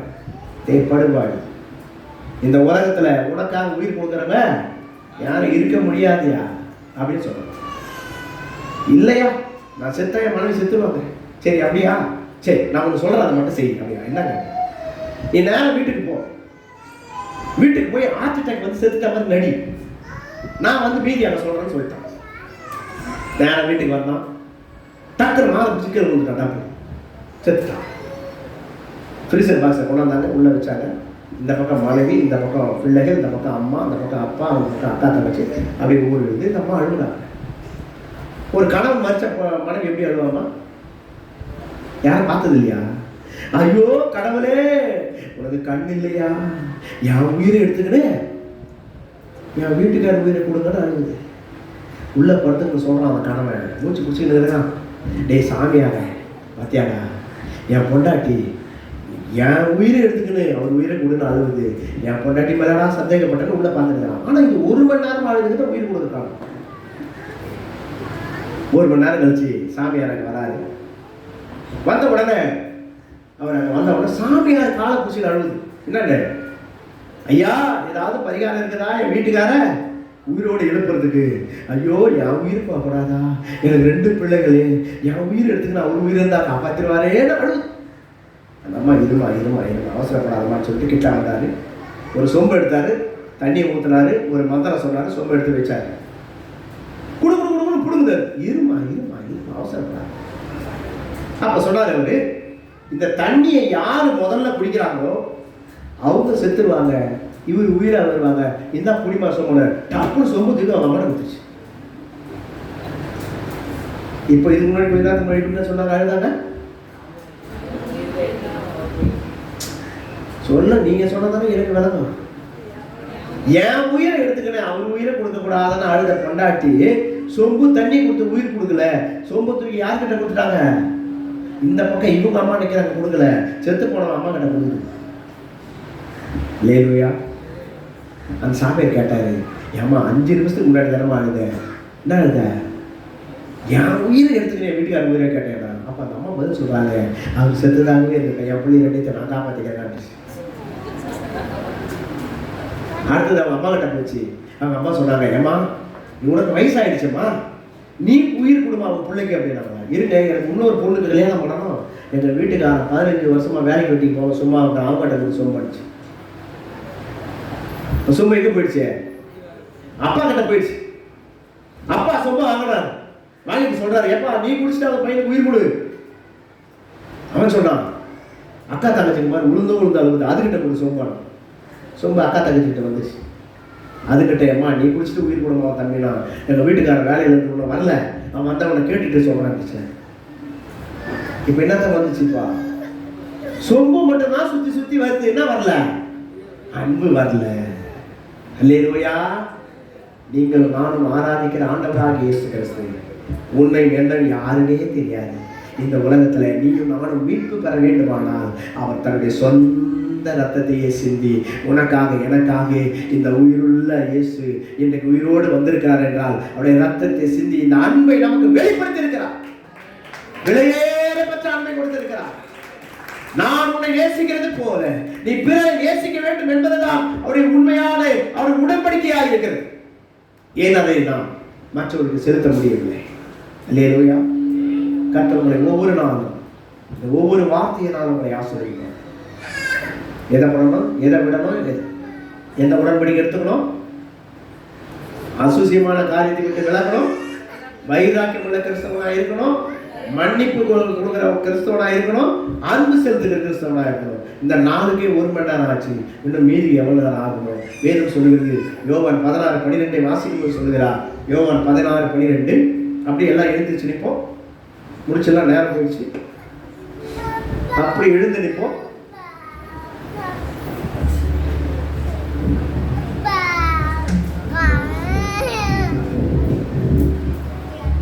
பதினாறு 12 வாசிக்கலாம். இன்னும் अनेक காரியங்களை நான் உங்களுக்கு சொல்ல வேண்டியதா இருக்கிறது. அவைகளை நீங்கள் இப்பொழுது தாங்க மாட்டீர்கள். அவ்வளவுதான். இன்னும் அநேக காரியங்களை நான் உங்களுக்கு சொல்ல வேண்டியதா இருக்கிறது, அவைகளை இப்பொழுது தாங்க மாட்டீர்கள் என்று நான் முடித்து விட்டேன். கர்த்தர் உங்களை ஆசீர்வதிப்பாராக. அப்படியே கண்களை போடலாம். உம்மோடு நான் இருந்தால் உம்மை போல் மாறிடுவேன் ஏசையா, உம்மை போல் மாறிடுவேன். உம்மோடு நான் இருந்தால் உம்மை போல் மாறிடுவேன் ஏசையா, உம்மை போல் மாறிடுவேன். உலக வாழ்வு மகிழானையா, உம்மோடு வாழ்வு உண்மைதானையா. உலக வாழ்வு மகிழானையா, உம்மோடு வாழ்வு உண்மைதானையா. உம்மோடு வாழ்வு உண்மைதானையா. உம்மோடு நான் இருந்தால் உம்மை போல் மாறிடுவேன் என் ஏசையா.